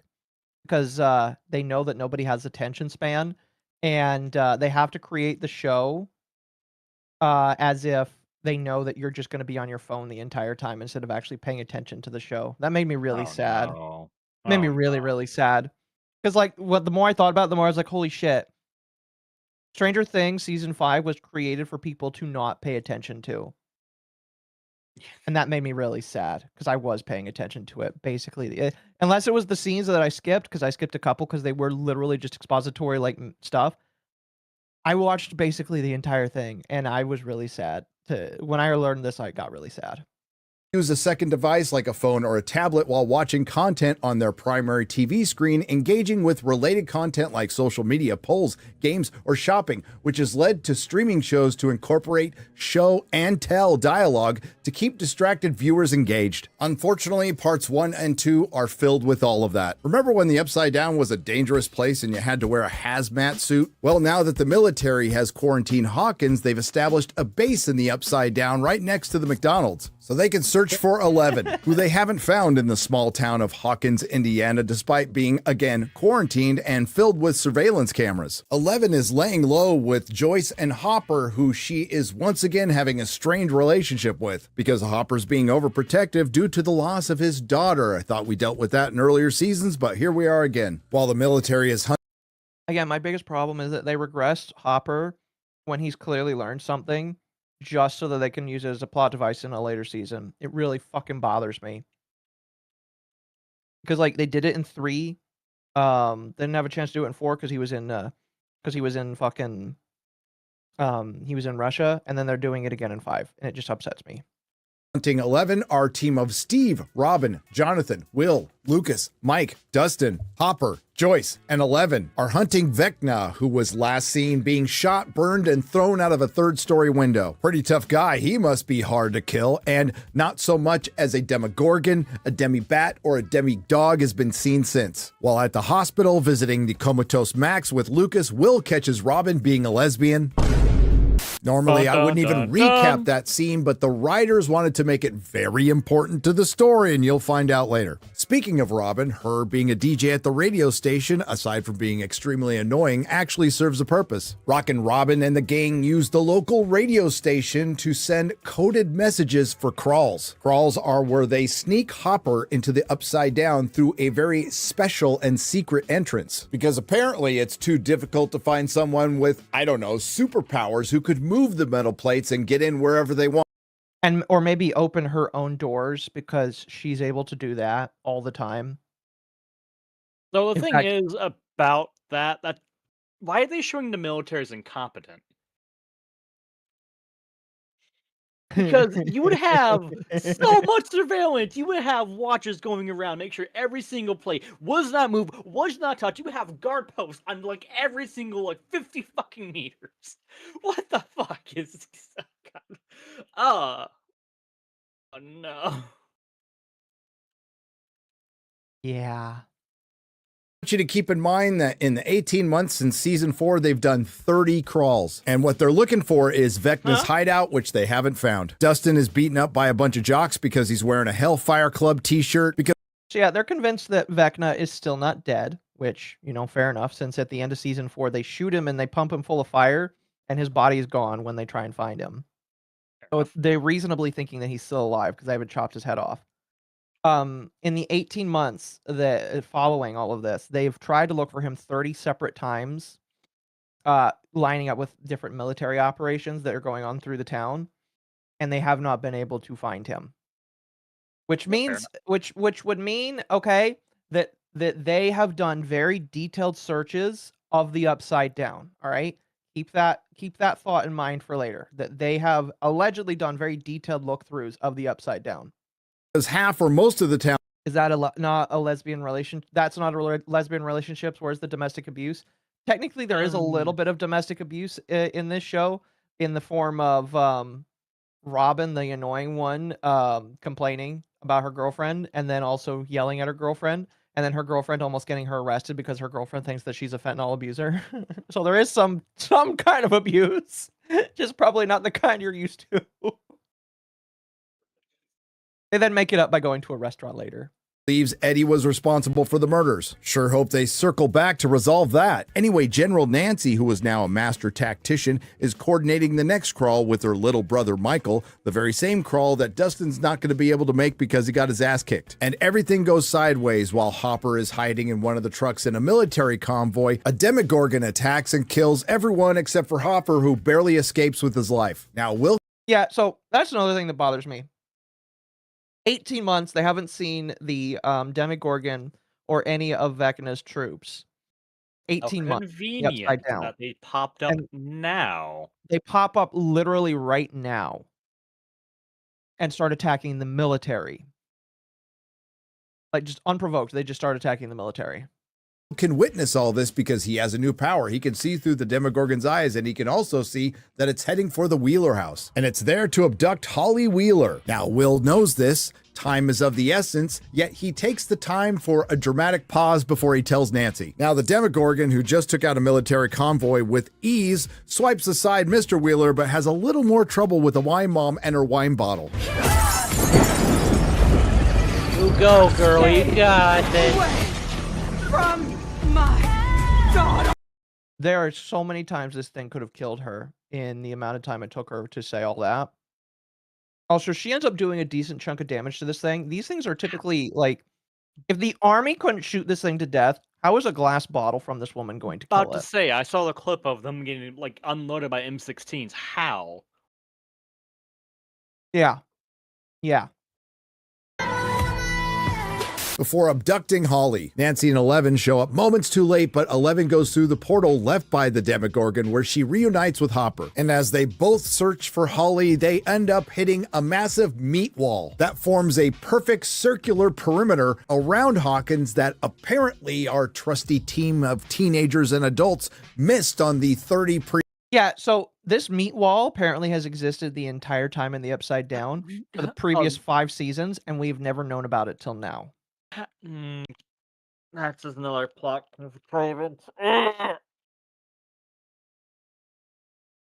keep saying whenever I get annoyed with stuff like this, make it make sense. They don't. They never do. And it's just like, oh, it's an interesting plot point that it's like a giant circular meat wall, but like they don't just come out and say, yeah, we totally didn't plan for this in the beginning. They still are going to act like they planned for this. Secret meat wall. Yes, secret meat wall.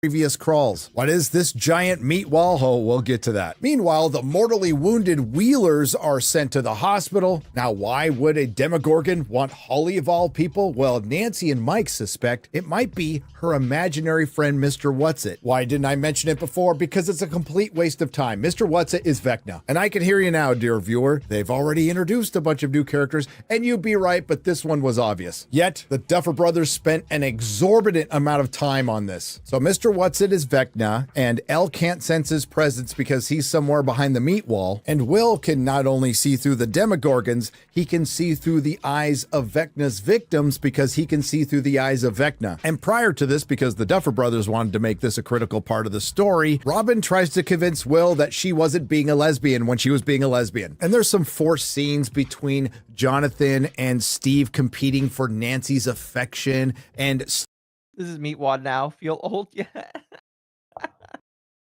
Okay. Oh, that's good, chat. That's good. That's good. I like that.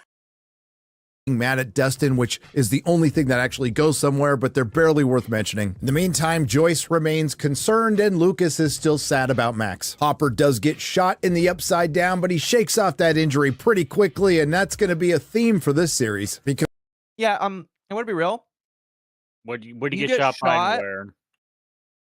I think he was shot by an M16 in the side. You know, that I heard a little bit. I don't believe that you would just be able to walk it off. All right, just saying. Because somehow the Wheelers are still alive. Oh, yeah. So that Demogorgon kills a whole bunch of army people. It swipes at both of the Wheeler parents. They're both still alive, and they will survive. Even though it literally, like, swiped at her throat. And, like, she lost a lot of blood. Like, when I saw the scene for the first time, I was like, oh, she's dead. She's fucking dead. Didn't it nick an artery or a vein? I would assume so. But, like, she's alive. which makes no sense to me. She should be dead. She should be fucking dead. But for some reason, well, there is a reason why they keep her alive, and we'll get there. Karen getting her throat slashed and being disemboweled, and Ted Wheeler, who's in a coma after having his chest ripped open. And let's take a brief moment here to acknowledge the bravery of one Ted Wheeler, a man who stood up to save his family. And what does he get for his trouble? He ends up in a coma, and his cheating wife, ungrateful bacon-thieving children, a homeless family he takes in, and the writers of this show don't give him a second thought. We salute you, Ted. Sadly, he is never seen on this show again except for the end Oh, credits very briefly. You're fucking kidding me. Which sucks because he's one of my favorite characters. Hi, He Amadeus. just wanted to have his bacon, and sadly they took his bacon away from him. Not the bacon. Meanwhile, Hopper and Eleven, who have essentially been sidelined in this show, are still dicking around in the Upside Down. After failing to breach the meat wall, they're ambushed by a bunch of soldiers, and Hopper kills a half a dozen servicemen with families. And take Timothy. Oh yeah, so Why? there is a theme of just them killing a bunch of army people. I do like that he brings up a bunch of servicemen with families because these are all army people, like American army people, not the fucking Russians, but American army people. And they're just ruthlessly killing some of these people. Hostage. Now, after Hopper tells him he would kill more servicemen with families to save Eleven, they torture him and find out that his boss is the very angry Linda Hamilton playing a dude. Now, it's extremely important for me to point out there's yet another conversation between Will and Robin about her being a lesbian. Now, the purpose behind all these scenes will eventually come out. And now that we've established that Mr. What's-It is actually Henry or Vecna, we also find out that he's targeting children. And the next one is dipshit Derek Turnbow. Will is able to see this through his gaydar sense. Then Will, Nancy, Mike, and Lucas arm themselves. That's not unironic. It literally did get awakened when he became more gay. Right? That's funny. That's hilarious. Yeah. With weapons Murray is able to smuggle in pretty easily, and they concoct a plan to have Robin steal some benzos from the hospital and then enlist Lucas's little sister Erica, because everybody loves her, to drug Derek's family because she used to be friends with Derek's sister, and then use Derek as bait to trap and track the Demogorgon to rescue Holly. The now drugged and unconscious Turnbow family is taken to a barn and tied up. After setting up a trap at the Turnbow. Oh yeah, they kidnap an entire family to try and get this kid out of the house before. And they move Vecna the kid that Vecna's trying to actually capture out of the house. Well, yeah, I mean, like if you can, because the way that Vecna works is if he knows where you are, he looks through your eyes. So what they want to do is like look through. They want to stop him from being able to see where the kid is, basically. But the kid was unmasked in the scene we just saw. Yeah, well, he was able to get the mask off in this scene. That's the problem, is they weren't paying attention to him. And okay, plot convenience tells you that he has to be able to see where he's at right now. Oh my god. Okay.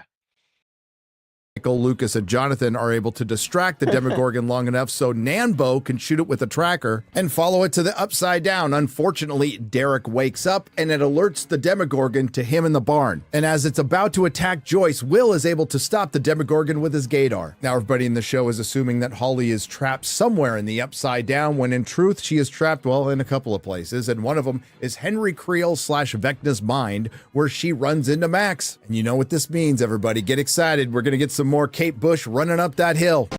Sadly, they play that song multiple times during this season, and it's just like Kate Bush has more than one song, and that is the only one they end up playing of hers. It actually makes me hate the song now, and I actually really did enjoy it, sadly.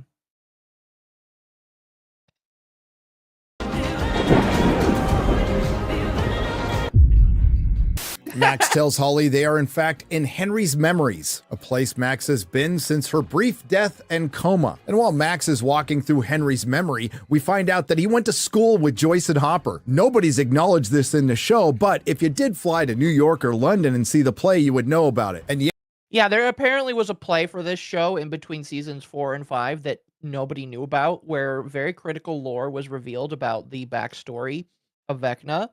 And if you didn't go to that play or know it existed, you would not know about this secret lore. It's actually kind of insulting that they did that. I'm gonna be real with you. Oh, they pulled a Disney. Got it. Yeah, they did.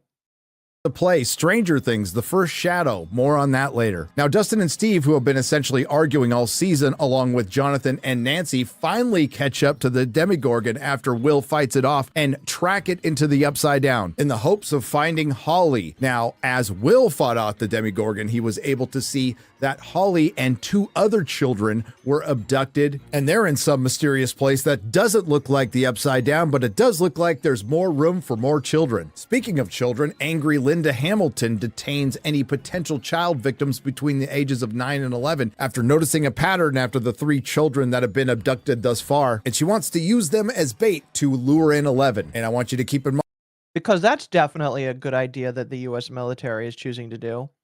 Definitely, if you want to catch the. That's the other thing that bothers me. It's just like the entire time the show goes on, the U.S. military wants 11, and they don't think that there's some other evil entity out there. They just think that 11 is the whole cause behind this, even up till basically the end of the show. They think that it's 11's fault that all this is going on, and it's just like, what the fuck, man? What the absolute fuck?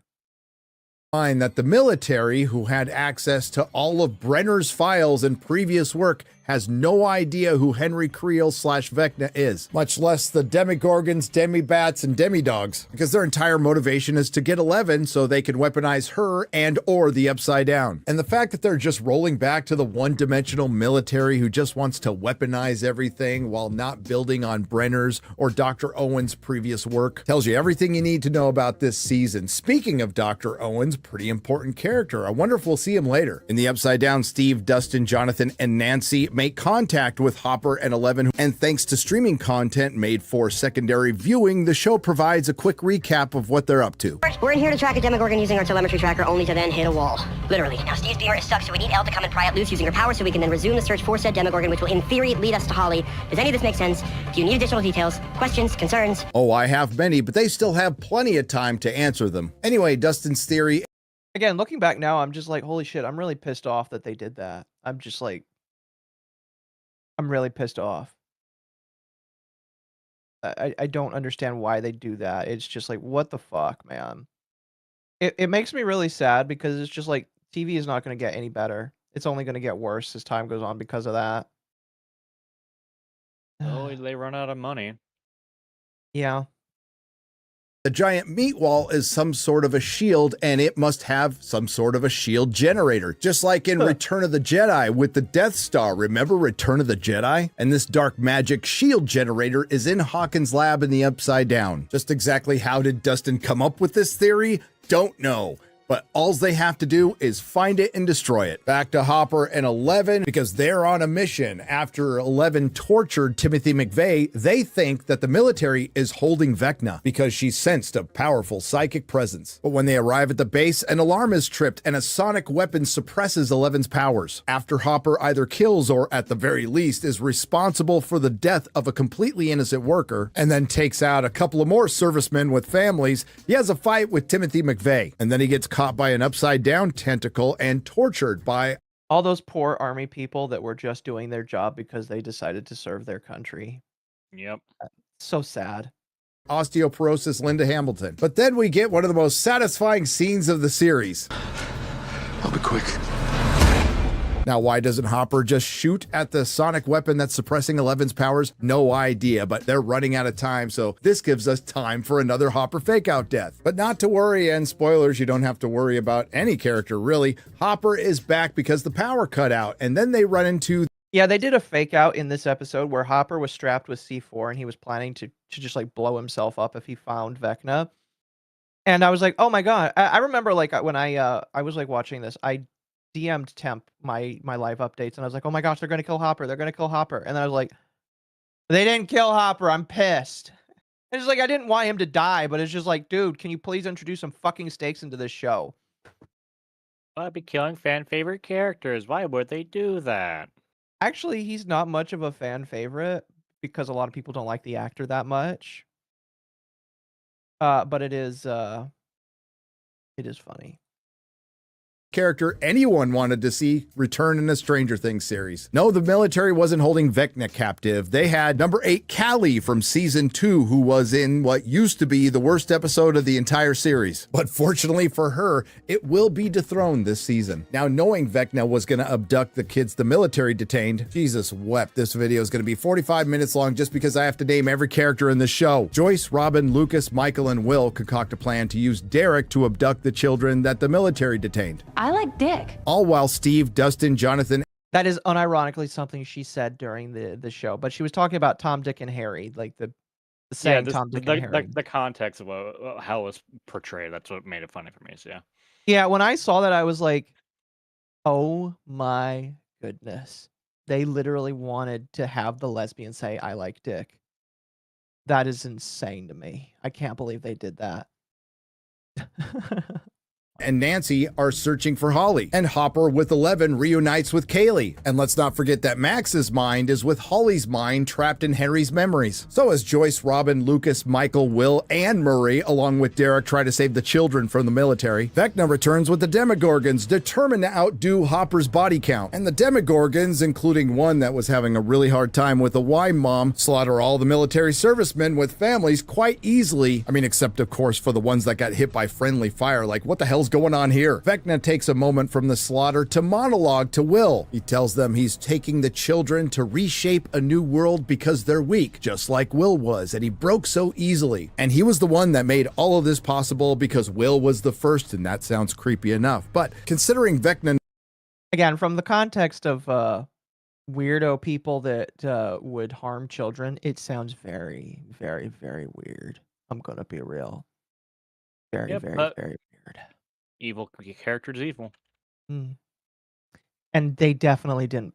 I don't think they actually planned for that. It's just really funny that it is like the evil bad guy character ends up being like the guy that says, I'm going to kidnap a bunch of kids and they're going to help me change the world. And changing the world is strapping them up to tentacles and like doing weird things to them. It's just really funny.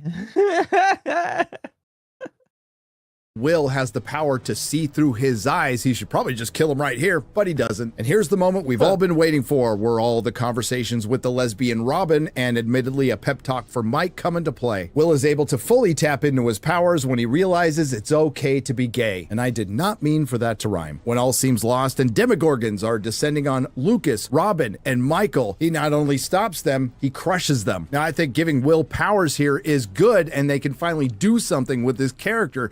Yeah, because besides him being the missing kid in season 1 and being the kid that was like partially the antagonist of season 2, he really didn't do anything throughout seasons 3 and 4. He was just kind of useless.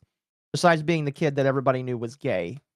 I'm going to be honest, I knew he was gay from season 1 because like they had an off comment where he's like, "Oh, his dad called him queer or a fag once." And I was just like, "Okay, so he's gay." Understood. Everybody needs at least one gay character, and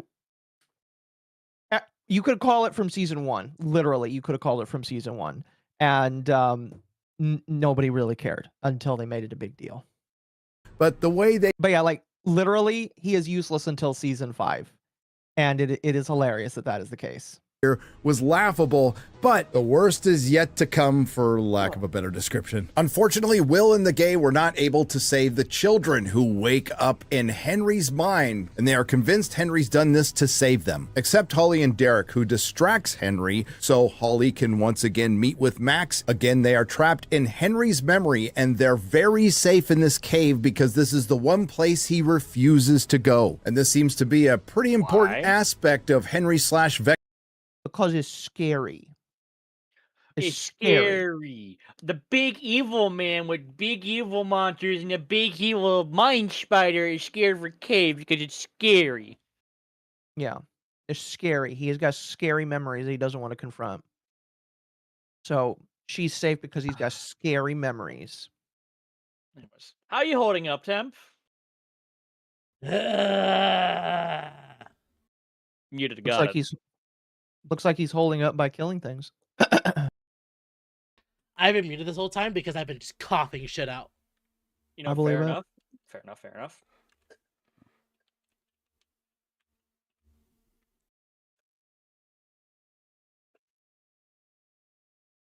Vecna's origin. It'd be a real shame if they didn't fully explain it in the series and you had to do something like fly to New York or London to watch a play for the rest of it. But they Yeah, they literally did that. They Oh, literally did that. Part of the explanation for why he's so scared of that cave doesn't come unless you watch the play. Yeah, it's bad. plenty of time. Will, while he's still recovering from using the gay, is with Joyce and Michael, and they reunite with Lucas, who's grievously injured. Will tells them through his gaydar sense that he sees that the children are being used as a vessel for some event that's going to start on the 4th anniversary of Will's abduction. Then Joyce, Will, Michael, Erica, Lucas, Murray, and Robin come up with a wacky plan to reanimate a demigorgon using the radio tower so they can hack into Henry's Wi-Fi through Will's gaydar. But not before Will and Robin have another talk about her being a lesbian. And it looks like Lucas's grievous injury healed up just fine. Maybe he put some Robitussin on it. I broke my leg. Daddy put Robitussin on it. Back to Hopper and 11. It's accurate though, because he literally gets mauled in the chest, and like the next episode, he's carrying his girlfriend. Yep. Oh fuck. Who have been essentially sidelined in the entire series so far, and 11's powers have been completely nerfed, but not Callie's, who was able to use hers to escape by projecting an image of herself. Speaking of number 8, or Ocho as I like to call her, we finally find out what happened to her and what the military is up to. She was captured and they were using her blood on pregnant women to make more 11s, but she wasn't powerful enough and that's why they needed 11. Now, how did angry Linda Hamilton have access to all of Brenner's previous work, including copying the experiment that Brenner ran on Henry, yet she has absolutely no knowledge of him? Don't know. Yeah, that's the other thing that bothers me. Is just like, oh, I know how this MK Ultra thing went down, yet I don't know about the scary evil guy that Brenner, this other scary evil guy that I can't really explain because it would take me too long. But like the fact that she knows one thing but not others, it just pisses me the fuck off. It's like, how do you not know about this? Selective memory. Something like that. Hope those pregnant women are going to be okay. Maybe somebody will save them. Speaking of saving, hooking up a dead demigorgon and reviving it with the 50,000 watt radio tower worked. Will's gaydar successfully hacks Henry's Wi-Fi, and he sees that the children's body are in some kind of fleshy, toothy cave, and the children's minds are in Henry's childhood home in his mind. Will also sees that Max's mind is with Holly's mind in Holly's home, which is a memory from the demigorgon's mind, which is in Henry's mind. And they're being pursued by... Does your mind feel like, is your mind having problems following along? What the fuck is this? by Vecna's mind, who is Henry, in a memory from a demigorgon that's in Henry's mind. Then Will's mind takes over Vecna/Henry's mind, allowing Holly's mind and Max's mind to escape within Henry's mind. Does any of this make sense? Do you need additional details? Questions? Concerns? Over. But wait! There's more! But then Vecna/Henry's mind takes over Will's mind in Will's mind. So Vecna can use Will to find Max in the real world because Vecna has been unable to catch Max's mind in his own mind. And I'm about to lose my mind because apparently the master schemer and true evil of Stranger Things was completely unaware that coma patients are kept in this thing called a hospital. Meanwhile, back in the Upside Down. Yeah, so for 18 months, he's trying to find her real body. He's not able to find it. Doesn't realize that because he put her in a coma, she might be in a hospital. And he doesn't just send the Demogorgons to the hospital. Don't worry about it, Occo. Why are you worrying about that? Don't worry about that. My mind wants to go to sleep. Well, chat, we're about halfway through. And so far, I think Nerdrotic has done a good job so far of like making this entertaining, I would say. It's just poor fucking writing trying to capitalize on. Again, season 1 is absolutely beautiful, and I loved every second of it. Seeing it jump from season 1 to season 5, I'm just like, what happened, man? What the fuck happened here? Doing all season, Dustin and Steve are still arguing, and it eventually comes to blows. I'm sorry, I should be more specific considering this is Netflix, fighting.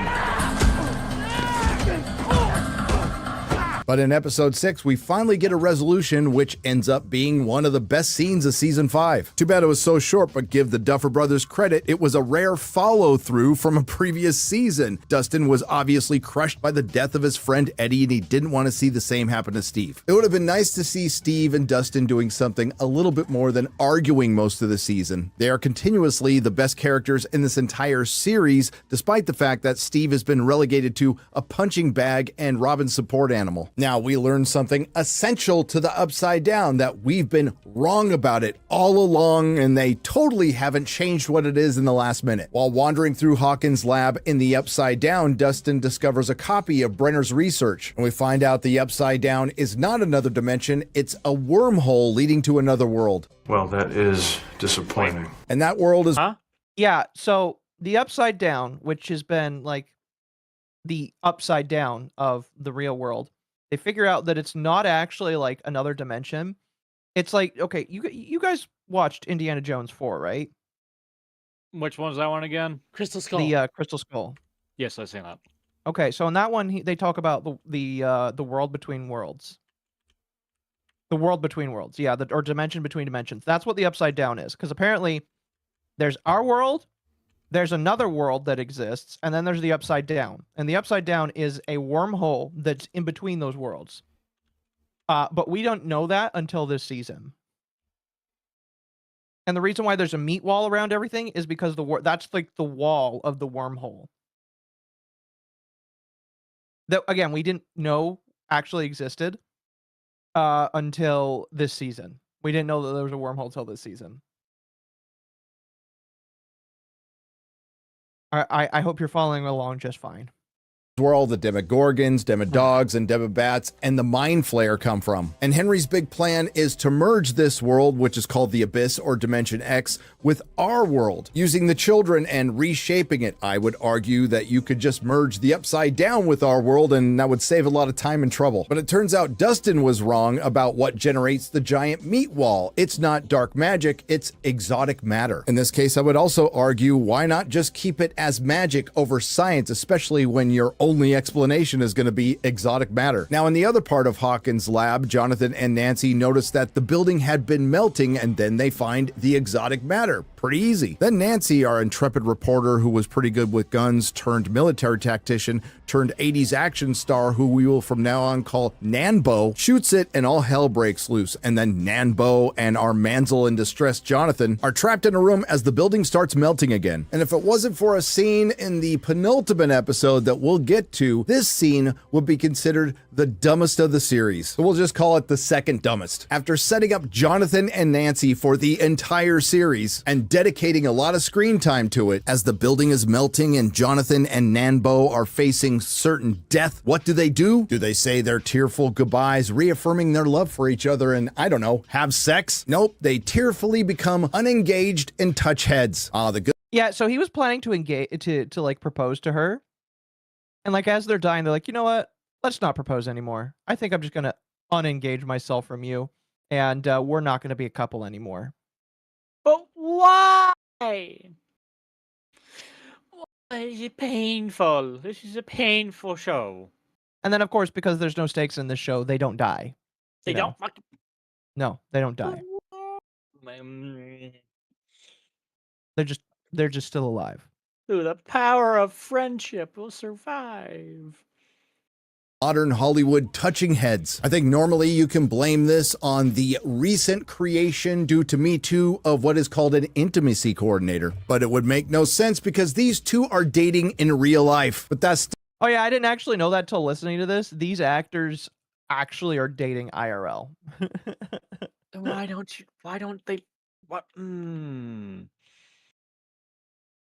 So... They're dating IRL, but they break up in the show. It's kind of funny. I don't know if that was intentional or not because of the IRL dating. But yeah. still makes more sense than this scene. Now, if you recall, after Will's mind took over Vecna's mind in a memory that came from a Demogorgon's mind and Henry's mind, allowing Max and Holly's minds to escape from Henry/Vecna's mind within Henry/Vecna's mind. Vecna's mind then turned around and took over Will's mind in Will's mind. Now, if you find this confusing, not to worry, because Robin explains it with records. Let's just assume for a second that everything that Will saw was real. God. He saw Max, he saw Holly. Yeah, but how? I'm getting to that. This is Will. And this is Holly. This, of course, is Max. They're in 3 disparate locations: the Squawk, the hospital, and some presently unknown place in the Upside Down, right? Right, yeah. But they share one very essential thing in common. They're all unconscious. And Vecna took over Will's mind to find the coma patient Max, and as it turns out, she's in a hospital. And Lucas takes Max and joins Robin and her lesbian girlfriend, who's a carbon copy of Robin, as they try to escape from the Demidogs, because they're back. Never mind the fact that Lucas just had a grief. Yeah, so the Demogorgons that we haven't seen all season, they just come back again for this. Like Demigorgons or Demidogs? The difference is one is on hind legs, one is not on hind legs. But yes. Okay. Yeah. Was expecting her to say they're all gay. You know, it would be more funny if she did say that, Hurtbox. I'm going to be real with you. In his chest and shouldn't be able to lift his arm, much less carry a girl. And a radio that's constantly playing Kate Bush's one song over and over again. For fuck's sake, she's got other songs. Try Wuthering Heights. And as they are trapped with the Demidogs in a laundry room, and the end is most certainly near, they are saved by Karen Wheeler, who was... Yeah, so the woman that like literally had her neck gashed, and she should have definitely died from that, because people recently have died from having things shot at their neck. She not only survives and is able to walk around, but she's able to carry a heavy oxygen tank, put it inside a dryer, and then start that dryer so that the Demogorgon dogs are blown up. That's what? She is the Deus Ex Machina of this scene, because otherwise they would have fucking died. Pain. Like literally, this woman should be dead. There is no way that the slash that happened to her neck should be recoverable in any way, shape, or form. That's not how oxygen tanks work. No, that's not how oxygen tanks work. If you want an explosion, you need it. You need an ignition. You need fire. Well, it was warm in the washing machine, or not washing machine, dryer. So that works. That's how the Duffer Brothers says it works. recently disemboweled and had her like, okay, this is what her throat looks like. That's not survivable. I'm sorry. You have you're especially in the 80s. Oh, you're dead. Girl, you're dead. That is 110% you're dead. At this point, you should be choking on your own blood or passing out due to blood loss. You are not waking up. Good night, goodbye. Just a flesh wound? Exactly. Like, it's almost insulting seeing that this woman ends up surviving from it. You know? Oh, yeah. So the tank in the dryer was in a house? No, it was a tank of oxygen. Like a metal tank of oxygen. And they're in a hospital. And then these are industrial dryers in the hospital. And the tank blows up because it's a tank of oxygen. And go fuck yourself if you don't think that can't happen. And that's what kills the Demogorgon dogs. Lumi's favorite boss. The Dark Souls You Died screen is playing? Yes. Who somehow in this condition managed to steal a couple of gas canisters, sneak into the laundry room undetected, put the gas canisters in a dryer and set it to hot, and then hide again, and then hope that the Demidogs walk by just at the right time. And wouldn't you know it? They do, and it explodes. And yes, a Demidog just went, uh-oh, and the other one sounded like Scooby-Doo. Now, earlier on, when Max's mind and Holly's mind were wandering around Henry's mind, they discovered a memory of young Henry killing a man in self-defense. In a cave, that's right. I don't believe that this would happen purely because he's a Boy Scout, and Boy Scouts don't kill people like this. It's mostly a joke, but it's just like a little kid stoning a man to death because he's trying to kill him. That would not happen. The man would have shot him multiple times. 6 ways from Sunday by this point. He's greater. The concussive blast would have killed them too. It probably would have. Boy Scout Henry ran across some guy in a lab coat with a mystery box. Gee, I wonder what's in that case. I sure hope they explain it in the well over 3 hours they have left in this season, so you don't have to do something like, I don't know, fly to London or New York to watch a play to figure out what the hell it is. Now, Yeah, you have to watch the play in order for it to make sense. God damn it. Holly's mind and Max's mind try to escape Vecna's mind in Vecna's mind. It's at this point, after Holly's mind has been helping Max's mind in Vecna's mind for multiple episodes, Max's mind informs Holly's mind that she can't come with her. But apparently Max's mind's portal to the real world will stay open long enough for her to give Holly a pep talk to open her own portal. So they can both run towards them to Kate Bush's running up that hill, and in truth they both look like they're running on a treadmill. Run, bitch! Run! And the season feels like it's been running in place. Sure, it might feel like a lot of stuff has happened, And yet it really doesn't. because this season has been crushed under the weight of its own bloat. It took 6 episodes to get Max back to just sit in a wheelchair, 6 episodes of Dustin and Steve arguing just to end up finding a book, 6 episodes to just have Nambo and Jonathan break up, 6 episodes to find out the military's doing exactly what they've been doing for the previous seasons, 6 episodes of Hopper and Eleven basically being sidelined, 6 episodes to find out Vecna wanted to reshape the world, which we knew from season 4, but the only thing different now is the Upside Down is a portal, which is underwhelming. 6 episodes of Winona Ryder's Joyce, the star. I'm going to be honest, it is extremely underwhelming, because just keeping the Upside Down as more of a mystery would have made it way more interesting than trying to explain all of it. Because part of what makes these kinds of horror mystery shows interesting is not knowing everything. But because they show so much, it just doesn't... It just feels... It just doesn't feel right. Temp is dying? Yes, Temp is dying. He's dying.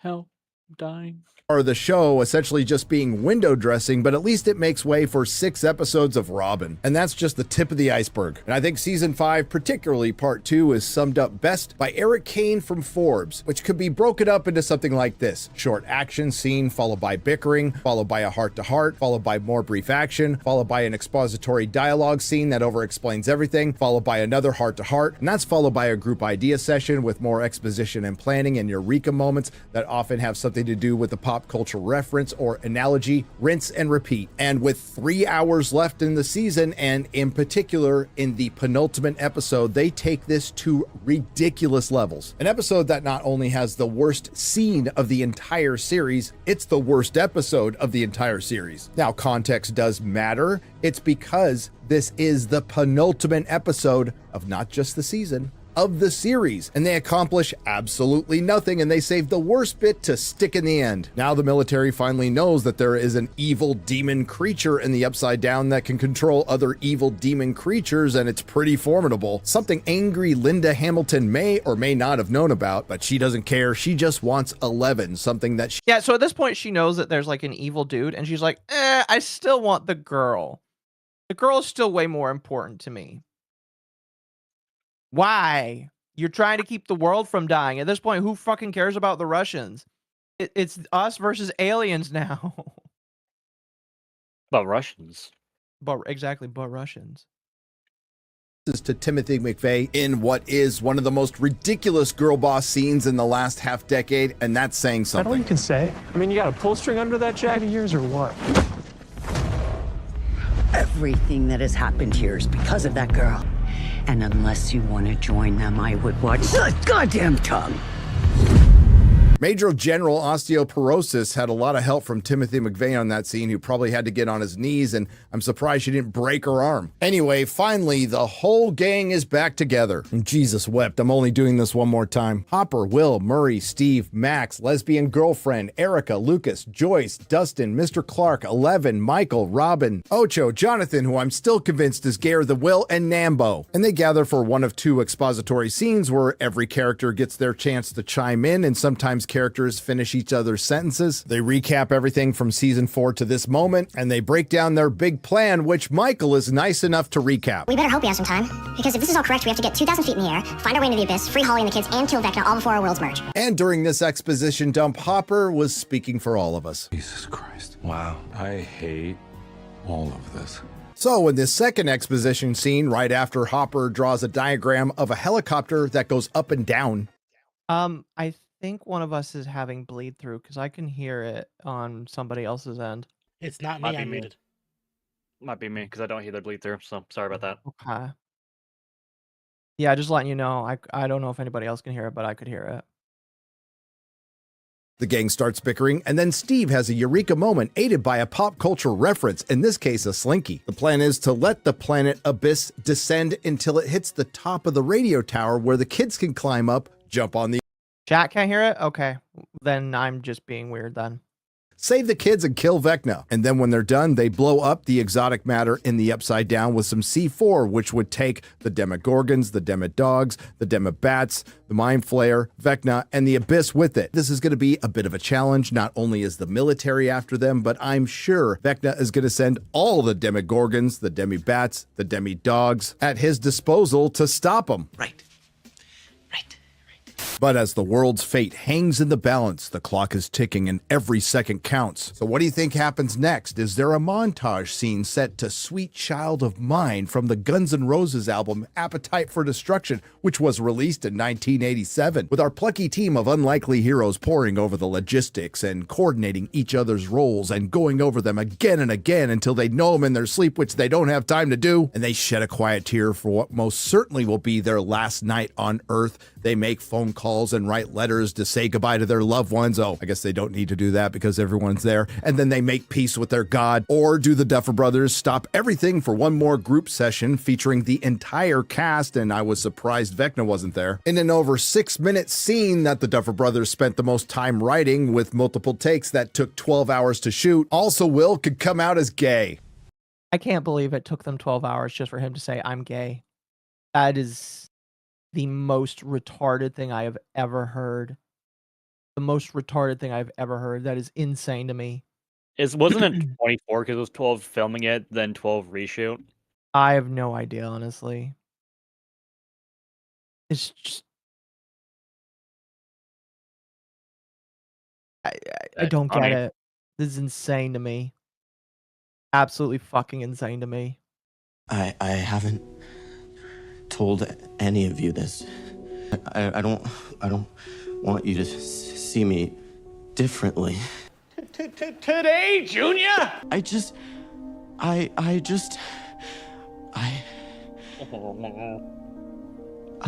don't like girls. Something every character in this show should have already known. Literally, I think everybody in this show knows he doesn't like girls, especially his older brother, because his older brother had a moment with him in season 4 where it's just like, I can see that on you. I can see that on you. You're gay, and I don't really give a shit. So it's just like, I hate this scene because the only reason why this scene exists is because of pandering. That's the only reason why this scene exists.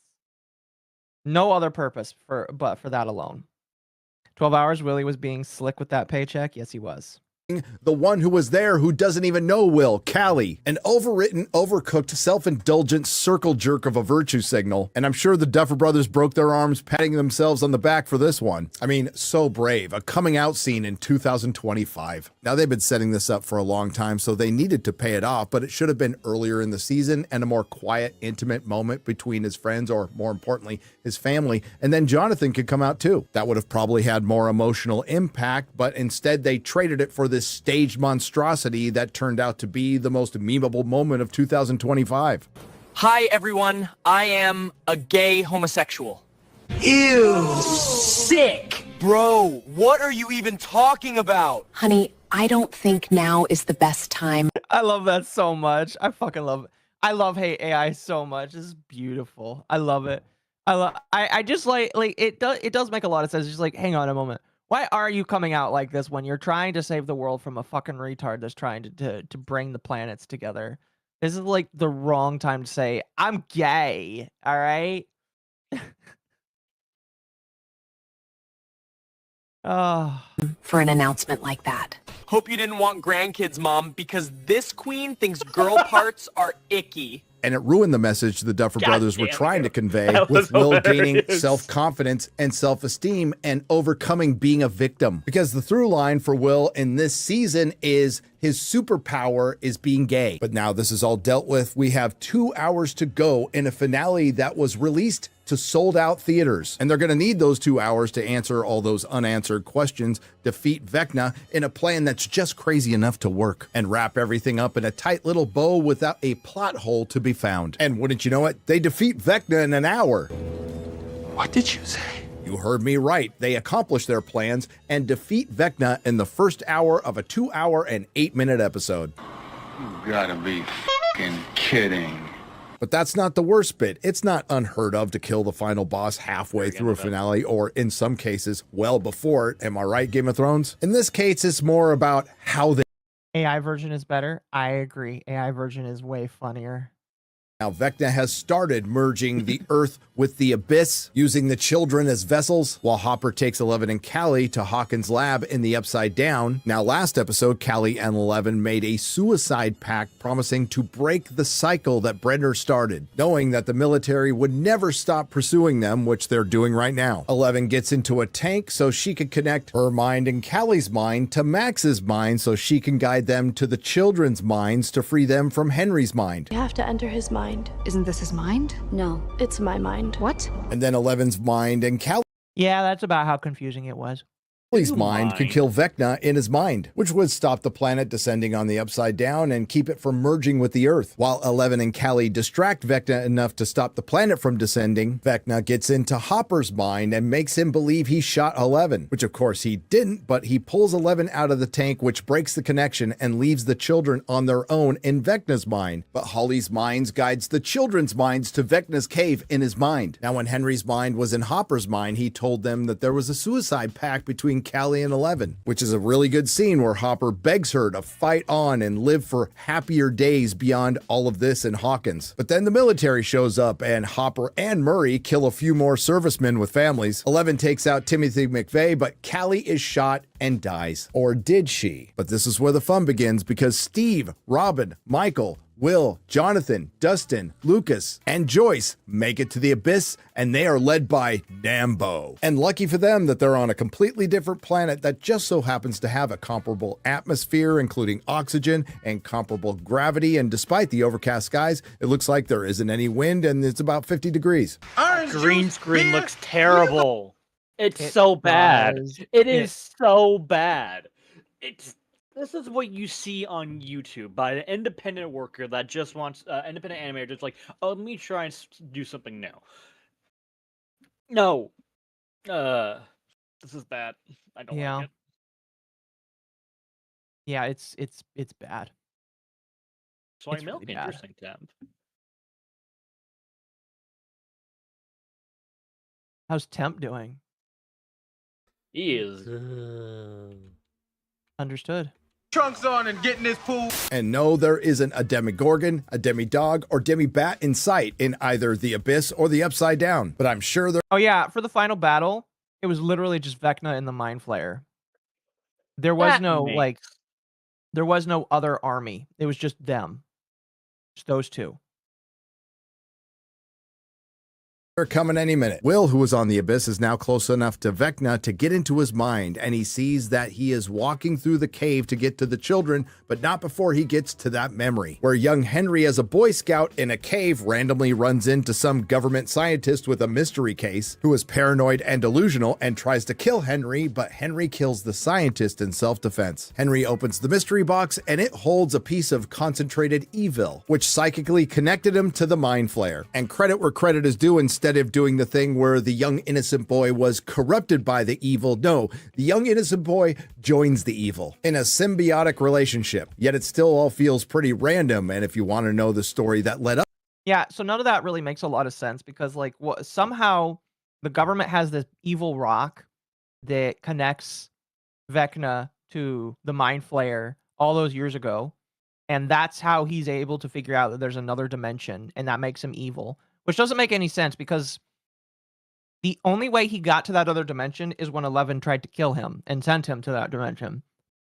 And so, like, it makes it just doesn't really, it feels like very poor writing, because it's just like, the way that he gets to that alternate dimension is not a way that he himself is, like, he is not, like, going to on his own. He's, like, forced into that dimension. And it's just like, you're making up. It's Did they steal the rock from Time Bandits? It's possible they did. I have no idea. Maybe we'll find out in one of the many spin-offs they plan to make of this TV show. Because apparently there's going to be multiple spin-offs of the TV show. Oh, yay. Oh, yay, indeed. Moment, you need to fly to New York or London and watch a play. Eleven says her tearful goodbyes to Hopper as she essentially flies up to the abyss. Now, of course, this happens off screen, but you're going to find out a lot of stuff does. And it's a good thing 11 left when she did, because as it turns out, Nambo, Joyce, and the gang are up against Vecna in a mech suit that's a kaiju. And I think Drinker said it best. Imagine finishing watching season 1 and then getting to this scene, where Nambo, the only one with a gun, Joyce and the gang, who are armed with petrol balloons, slingshots, and a spear, fight a kaiju that's controlled by Vecna that just so happens to have all the kids trapped in it. Well, to be fair, it's not going to do much damage setting it on fire, but what's their end game here? And they better hurry up, because no doubt there is some demi-gorgons, demi-dogs, and demi-bats arriving any moment. Thankfully, 11... Sadly, they were never, ever, ever seen again. shows up and rips her way into the kaiju to fight Vecna and save the kids, while Nambo, Joyce, and the gang draw it into a trap in a valley where they instantly climb mountains and their petrol bombs turn into napalm. And in a battle scene that's just a couple of minutes longer than Will's coming out scene, they defeat both Vecna and the kaiju. Yeah, that's within not how, 6 minutes, the kaiju is killed, Vecna is killed, and then like it's all over. Like this entire series builds up, and then 6 minutes, and then he's just dead. That's like the entirety. Like that's like going through watching Harry Potter, and then you're just like Harry Potter, the boy who, and then instantly gets shot. Why? Because fuck you. It's not satisfying. There's no build up. There's no tension. There's nothing.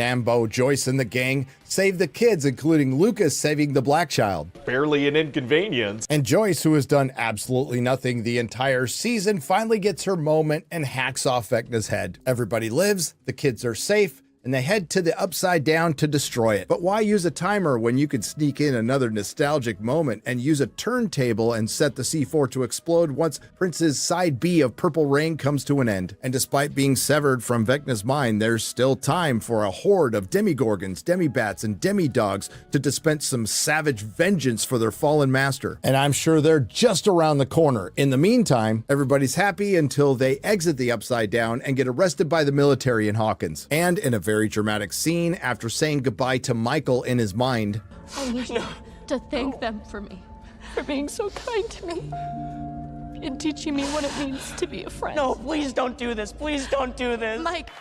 acting. The group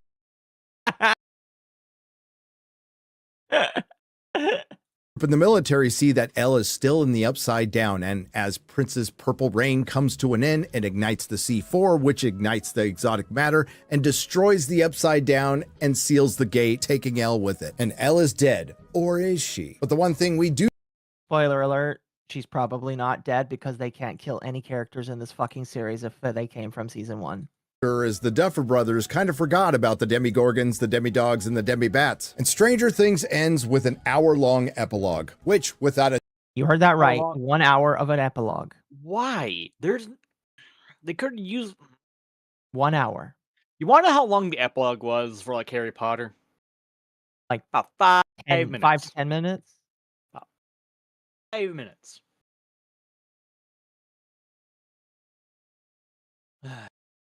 Doubt is the best part of this episode and the best part of the entire season, which, paraphrasing what our friend Little Platoon said, if something completely different had happened before this epilogue, it would have been brilliant. The kids graduate Hawkins High, and Dustin does it the way Eddie wanted to. The older kids say goodbye to each other on the roof of the radio station. Robin... I actually skipped through most of this because it was so uninteresting that I was not interested in listening to all of these people just move on. I was just like, I came here to see people die and for monsters to be killed. That was done 6 minutes ago, so I'm just skipping through this. up with her lesbian girlfriend, so that tracks, and then goes to an all-girls school because I'm not sure if you caught this or not, but Robin's a lesbian. Nancy, who was still broken up with Jonathan, quit school to chase a career in journalism so she can live the feminist dream of living alone in a $10,000 a month studio apartment in a major metropolitan city. Jonathan is off to NYU where he could study film and make anti-capitalist movies. I knew it, he's gay. And you know I love it when they have a show with anti-capitalist messaging in the season of a series that cost $480 million. That's behind a paywall on the platform of the company whose market cap is $415 billion. Anyway, Steve has the best ending because he wants to settle down in Hawkins and have 6 kids. Hopper proposes to Joyce and they're going to move to Montauk, the center of a lot of conspiracies, and I'd watch that spinoff, but apparently we're not going to get it. And it ends where it began, almost, with Mike, Will, Lucas, Max, and Dustin playing D&D as Michael envisions their futures. And everybody gets a happy ending, including Will, where his is ending up in a gay bar. Yeah, like literally Will's whole ending is he just goes to a gay bar. That's like really depressing because that means that his whole his happy ending is probably going to end in Gades. Engaged? It's really sad. Really, really sad. His happy ending is him going to a gay bar. If that's all your happy ending is for an entire show, that's like really sad, considering that he was one of the most unfortunate characters. That's like really depressing, in my personal opinion. I can't imagine like how it's just like really like that's all you could think about. Stereotypically, like the only thing you could think about is him going to a gay bar. Really? Remember how there were shows back in the 80s and 90s that portrayed gay people as normal people that were gay? That wasn't really part of their character. They were just they're like men. Okay, well, anyways, I need to pay taxes. Let's get on with it. Yeah. Not only underwhelming, but you even abused your characters in the writing. Yeah. No, yeah. President Reagan gave Will a quilt. Bar in the 80s. Try AIDS. But this was all set up so Mike Oh, I love it. tell the story of how Elle faked her death with the help of Callie, who projected an image of Elle in the upside down, and Elle couldn't have used her powers to talk to Michael because the sonic weapon was on, yet Callie couldn't have projected an image of Elle because she blew up with Hawk. Yeah, this is a very big like plot hole device because it's just like there's no way that this could have happened because if this girl was stuck in the building when it blew up, then she would have been dead, which she should have been because like she was shot and stuck on the ground. In fact, I'm surprised that she wasn't dead already because like she basically died right there in front of Elle before she went up to go kill Vecna, and now she's being used to like keep Elle alive by doing an astral projection, which doesn't make any fucking sense in my personal opinion, which means that she's probably not alive in my personal like if you want to be serious, she's probably not alive. But like they spin this as, oh, 11 is still alive. Okay.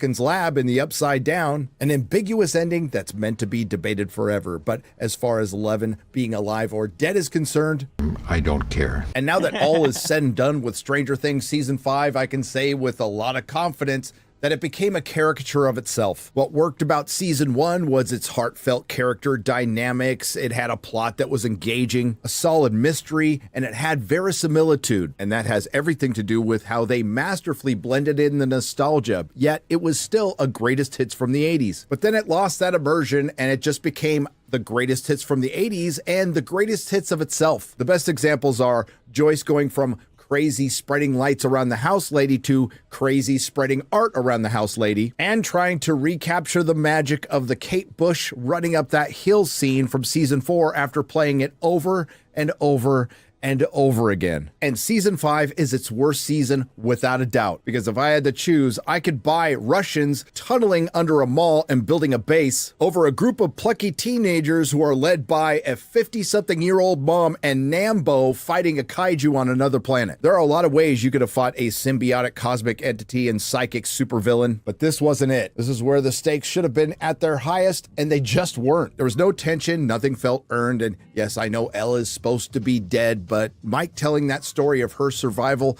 feels like a cop-out. And I wouldn't be surprised at all in a few short years as Millie Bobby Brown's career starts to sputter that we see the return of Eleven on Netflix. Listen, this show has characters I like. It had some good performances. It had some good character moments, but it got lost in the minutia of ridiculousness. I don't believe in coincidences.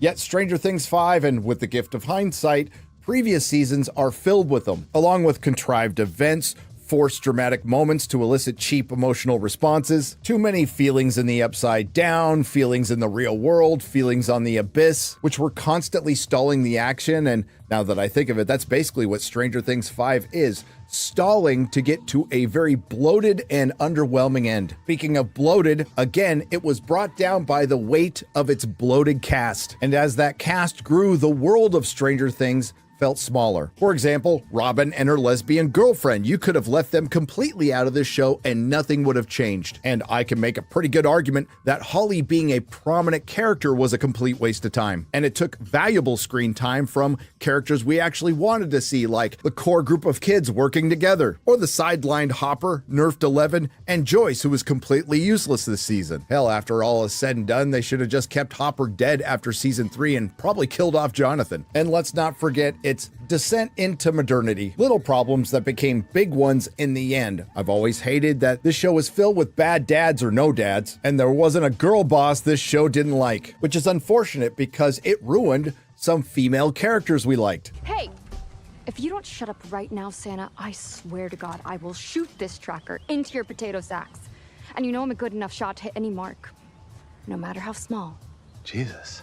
And that mockery of a coming out scene was most surely their response to criticism for their lack of alphabet representation in earlier seasons. And this was made worse by the Duffer Brothers when they made it critical to the story that Will being okay with being gay is how he connected with his powers. A slavish adherence to the message best described by Marcus Pittman on X. Season 5, Episode 7 of Stranger Things felt like a gay version of a Pure Flix movie. The left has to embrace the worst things about faith-based movies. They have altar calls that interrupt the story. Now, Finn Wolfhard said that the Stranger Things team was worried that they would get the same backlash as Game of Thrones after season 8. And I think that was a legitimate concern. Currently, the Rotten Tomatoes audience score is at 56% for Stranger Things 5. And let's just say there's a lot of cope, including some of the most insane I've seen in a long time from a fandom, where a large group of Stranger Things fans think the finale is actually an illusion constructed by Vecna. And if you left it there, Vecna won and everyone is essentially trapped in his matrix. I think I actually would have liked that, but no. Yeah, some people thought that a couple days ago on the 9th, we were supposed to get a secret 9th episode. And it didn't happen because obviously there is not supposed to be another episode and the show is done. But some people were legitimately convinced that this show was going to end after a secret 9th episode where everything would be explained. That's how bad it was, where everybody was like, oh, it's going to get explained in a 9th episode. Don't No. worry, guys. No, It will be explained. It's not what happened. Definitely not what happened, chat. Theory doesn't end there. Apparently, there's some secret episode 9 out there of Stranger Things Netflix is going to release. Anyway, no, this finale was not as bad as the last episode of Game of Thrones Season 8. And Stranger Things and Game of Thrones are not comparable because Game of Thrones was a very good show for multiple seasons and Stranger Things wasn't. Still, outside of the insane cope, there is a lot of backlash, and it's legitimate, mostly due to all the unanswered questions, including, in no particular order, how did our heroes escape from the abyss with the children? Did they hop rocks or climb back down the tower? That sure would have taken some time. Why isn't the Upside Down toxic anymore? How did blowing up the wormhole not suck in the entire town of Hawkins? How did no one notice the giant meat wall surrounding Hawkins in the Upside? Again, this is this is like 4 years of the Upside Down existing in their world. How do you not see this fucking meat wall once? Plot convenience. I just... I mean, it's plot convenience. Have you heard? It's just plot convenience. Yeah. upside down Convenient. until season 5. What the hell was Camazotz? Was it a separate place or Henry's mind, which I assumed? Towards the end, why did Vecna get in Hopper's head to mess with it and not do that with anyone else? Why did Vecna use random children to merge worlds? I feel like they could have just left that out. What was the rest of Hawkins' mindset during the quarantine, and how did the rest of the world feel about it? Why did the military just fuck off after Hopper and others killed dozens of servicemen with families? Yeah, it's just like they killed multiple soldiers, and 18 months later, there's no repercussions. None No, whatsoever. you would be on the if you would do that, you would be on the Americans Most Wanted list. Who was the at the time when that was going down? Who was the president again? Yeah. I don't know. Was it 87, right? Ronald Reagan. Oh, Was it God, yeah, Reagan? it was Reagan. It was Reagan. Interesting. Were witness to highly classified information. What happened to Dr. Owens? Is he just a skeleton handcuffed to a pipe? What happened to Derek's family? Are they still tied up in a barn? Why isn't Max blind anymore? Why didn't Max's mom? Oh yeah, she was blind at the end of season 4. Now she's not blind now. He looks like 50 years older too. Visit her in the hospital. How in the hell are Karen and Ted Wheeler still alive? What happened to Karen Wheeler's scars? You can see him at the graduation, but not at the end of the show. Is Eleven alive or dead? According to the Duffers, that's up to the audience. What happened to all those pregnant women in the Upside Down? Why didn't Joyce and Hopper acknowledge that they knew Henry in high school? Where did the government worker come from that Henry confronted in the cave? Where did the evil black stone in his case come from? Why was Henry in that cave? How did he get in that cave? Who thought it was a good idea to introduce story elements from a play that's only in New York or London and the tickets cost about $400 into a TV show and not explain anything? Well, that would be the same guys who completely forgot about the Demogorgons, the Demodogs, and the Demobats. That would be the Duffer Brothers, who are doing themselves no favors because they keep opening their pie holes and answering questions, and the answers mostly consist of it happened off screen. Even Dad and Dave are telling these guys to shut up, and apparently one of the Duffer Brothers is regretting doing this and blaming the flu. Like, I really shouldn't have done any of these post-mortem interviews. Yeah, so he started doing a bunch of interviews after this show came out, and he's blaming the flu for all of his poor answers. That sounds like what you call a cop-out. Definitely.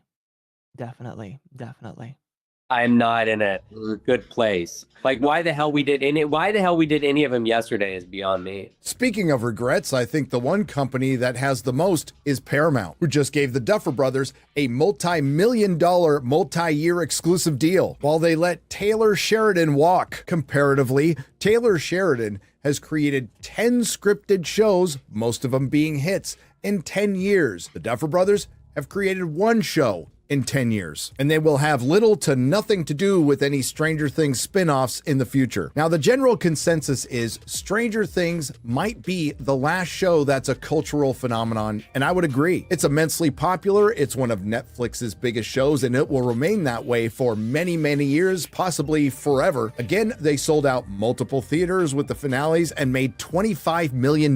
In other words, people love this show, and I think they will continue to love this show because it's carried by the good members of its cast. But it was also carried by a mystery, which seems to be a hallmark of a lot of prestige series, especially in genre, that they really need to get away from. Because mystery box storytelling rarely ends in a satisfying way. And Stranger Things is an anomaly for Netflix. It's one of those rare shows that made it past the second season, gained in popularity, and became a cultural phenomenon. Something Netflix has not been able to duplicate, which probably led to them trying to buy Warner Brothers, because for every Stranger Things, there's an Umbrella Academy, an Altered Carbon, and The Witcher. And we've already started seeing people saying pretty regularly there is only one season of Stranger Things, which is strange because there was only supposed to be one season of Stranger Things. Stranger Things 5 wasn't the worst season of TV I've ever seen. It's nowhere near as bad as things like The Acolyte or Ironheart. It certainly has its redeemable moments, but comparing it to the rest of Stranger Things, it ended in the worst way possible because it brings down all of those previous previous seasons,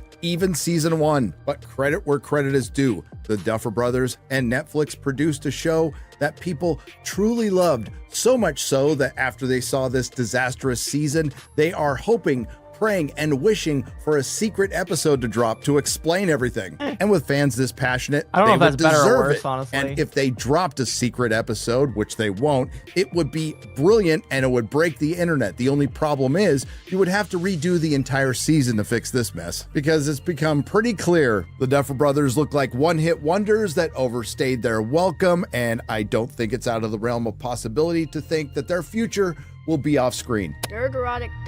So there you go. What did you think? What did you think, chat? Not that. How did they get away with the season 5? How? Anyways. Temp, are you dead? No, he's No, I'm here. maybe he is. I don't know. I wish to become decreased. Oh, it's deceased. He's quoting Mahler. I see. You most wanted, you would have a full-on military assault at full scale, basically Russian invasion. Yep, I would say so. That explains why the Russians are in the U.S. No, yeah, I see what you're saying there, Victus.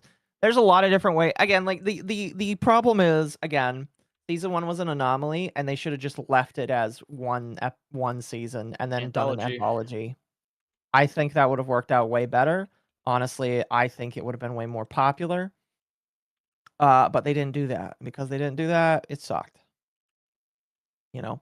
So I will always tell people, watch season 1, but that's about all that you should really pay attention to. Shows lame and gay and not the femboy kind? Yes. Yep. That's my thoughts on it, though.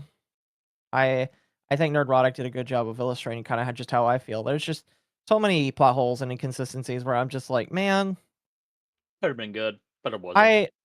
I think I was just like, man, I really was hoping that this show would finish off decently. When I started hearing how people were feeling about it, I was like, fuck, this isn't going to end off decently. It's just going to fade and die.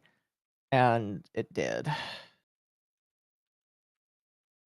It did, and I'm upset about it. So. Charlie was right about the show. If he said season 1 sucked, well, Charlie was wrong about it, because season 1 was pretty good. I'll say he was wrong about that. Let's say a bad finale can make someone can say the entire show sucks. Yeah, but Charlie Kirk died before the finale came out. I thought you were talking about Moist Critical, so. No, Moist Critical thought it mostly sucked as well. Yeah. When I heard Charlie, that's what I thought, so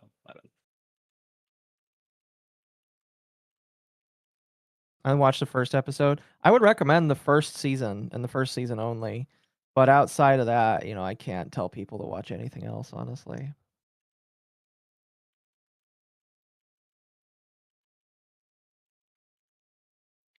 Anyway, Temp, what else did you have for Dogwave today? That's it. That's it? Oh. The only thing I can really say is we saw 2 gacha companies lose a lot of reputation in 48 hours. Both Side Games, the creator of Uma Musume, and the creators of Brown Dust, losing most of the reputation pretty damn quickly. For those who do not know, the Side Games, the people who made Uma Musume, has made an announcement that they are having I forget exactly what it was, but they're doing something with AI that people did not enjoy.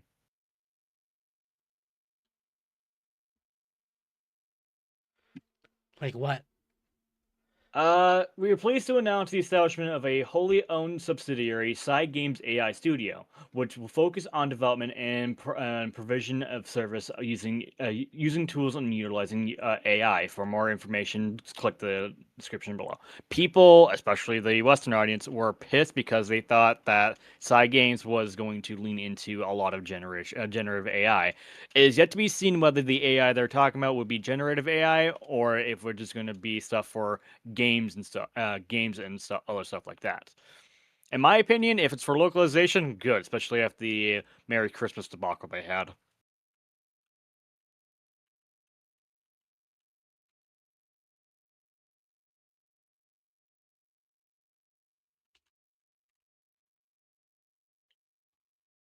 No, that's all about what I had. No. Well, that's it for Dogwave. Chad, I'm so sorry that I am. How dare you be sick, Temp? How dare? And I've actually gotten worse over the course of the stream. Cool. You should go to bed. Yeah, I need to. Chat, that's it for Dogwave. I guess second time for shilling. Chat, if you enjoy the content, despite me being sick, because hopefully by Wednesday I'm not this bad. I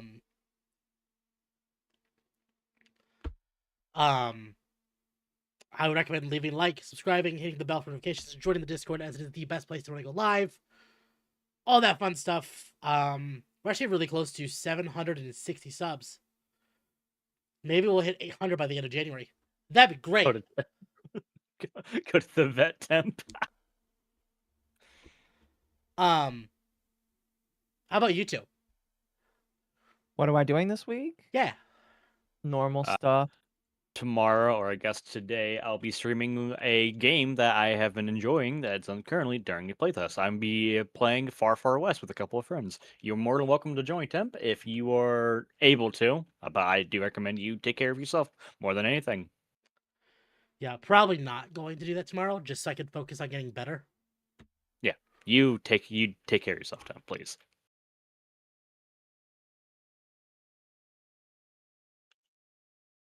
Yeah, I'm not really. I got hump day on Wednesday. Might have an interesting story on Wednesday already. The Brit Amazing. Bong is trying to claim that Salvi is copying him, and I obviously think he is wrong. Okay. Doesn't the Yippee plushie pledge kill live on Wednesday? I believe it does. Yes, it does. I will be reminding people. I'm sorry, I can't pledge. I mean, you'll have 10 days, so.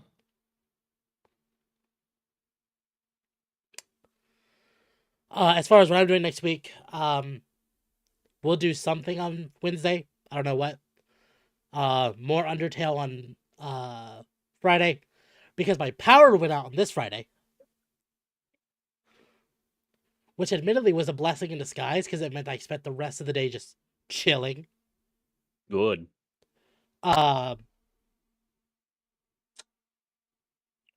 Maybe Resident Evil 5 with Magma on Saturday. Maybe. Please take care of yourself, Temp. It's fine if you don't need it. If you need to, just take this week to heal. Well, I've been sick since Thursday. So by that time, I should at least be better enough, if not better entirely. If you've been getting worse this week, the stream temp. Well, no, the reason why is my office door is closed and my window's closed as well. So there's no air circulation. Yeah. Woo. Yeah. Take care of yourself. If you temp, please. But what if I don't want to? Established con. No, I'll take care of myself. Otherwise, chat, I will see you all on Wednesday. Maybe. Depends how I feel. Who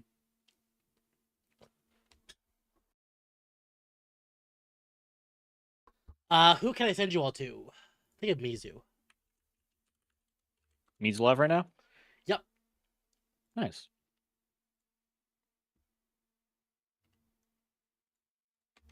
You. All right. Temp, so I'm gonna make you staff line. To be fair, so here's the thing about me getting sick, is because I can't get myself to sleep. Like, because my body still acts like it's like, okay, it's the daytime, you're awake. So my life has just been, like, since I got sick, YouTube shorts, and that is it. Bad doggo. Bad doggo.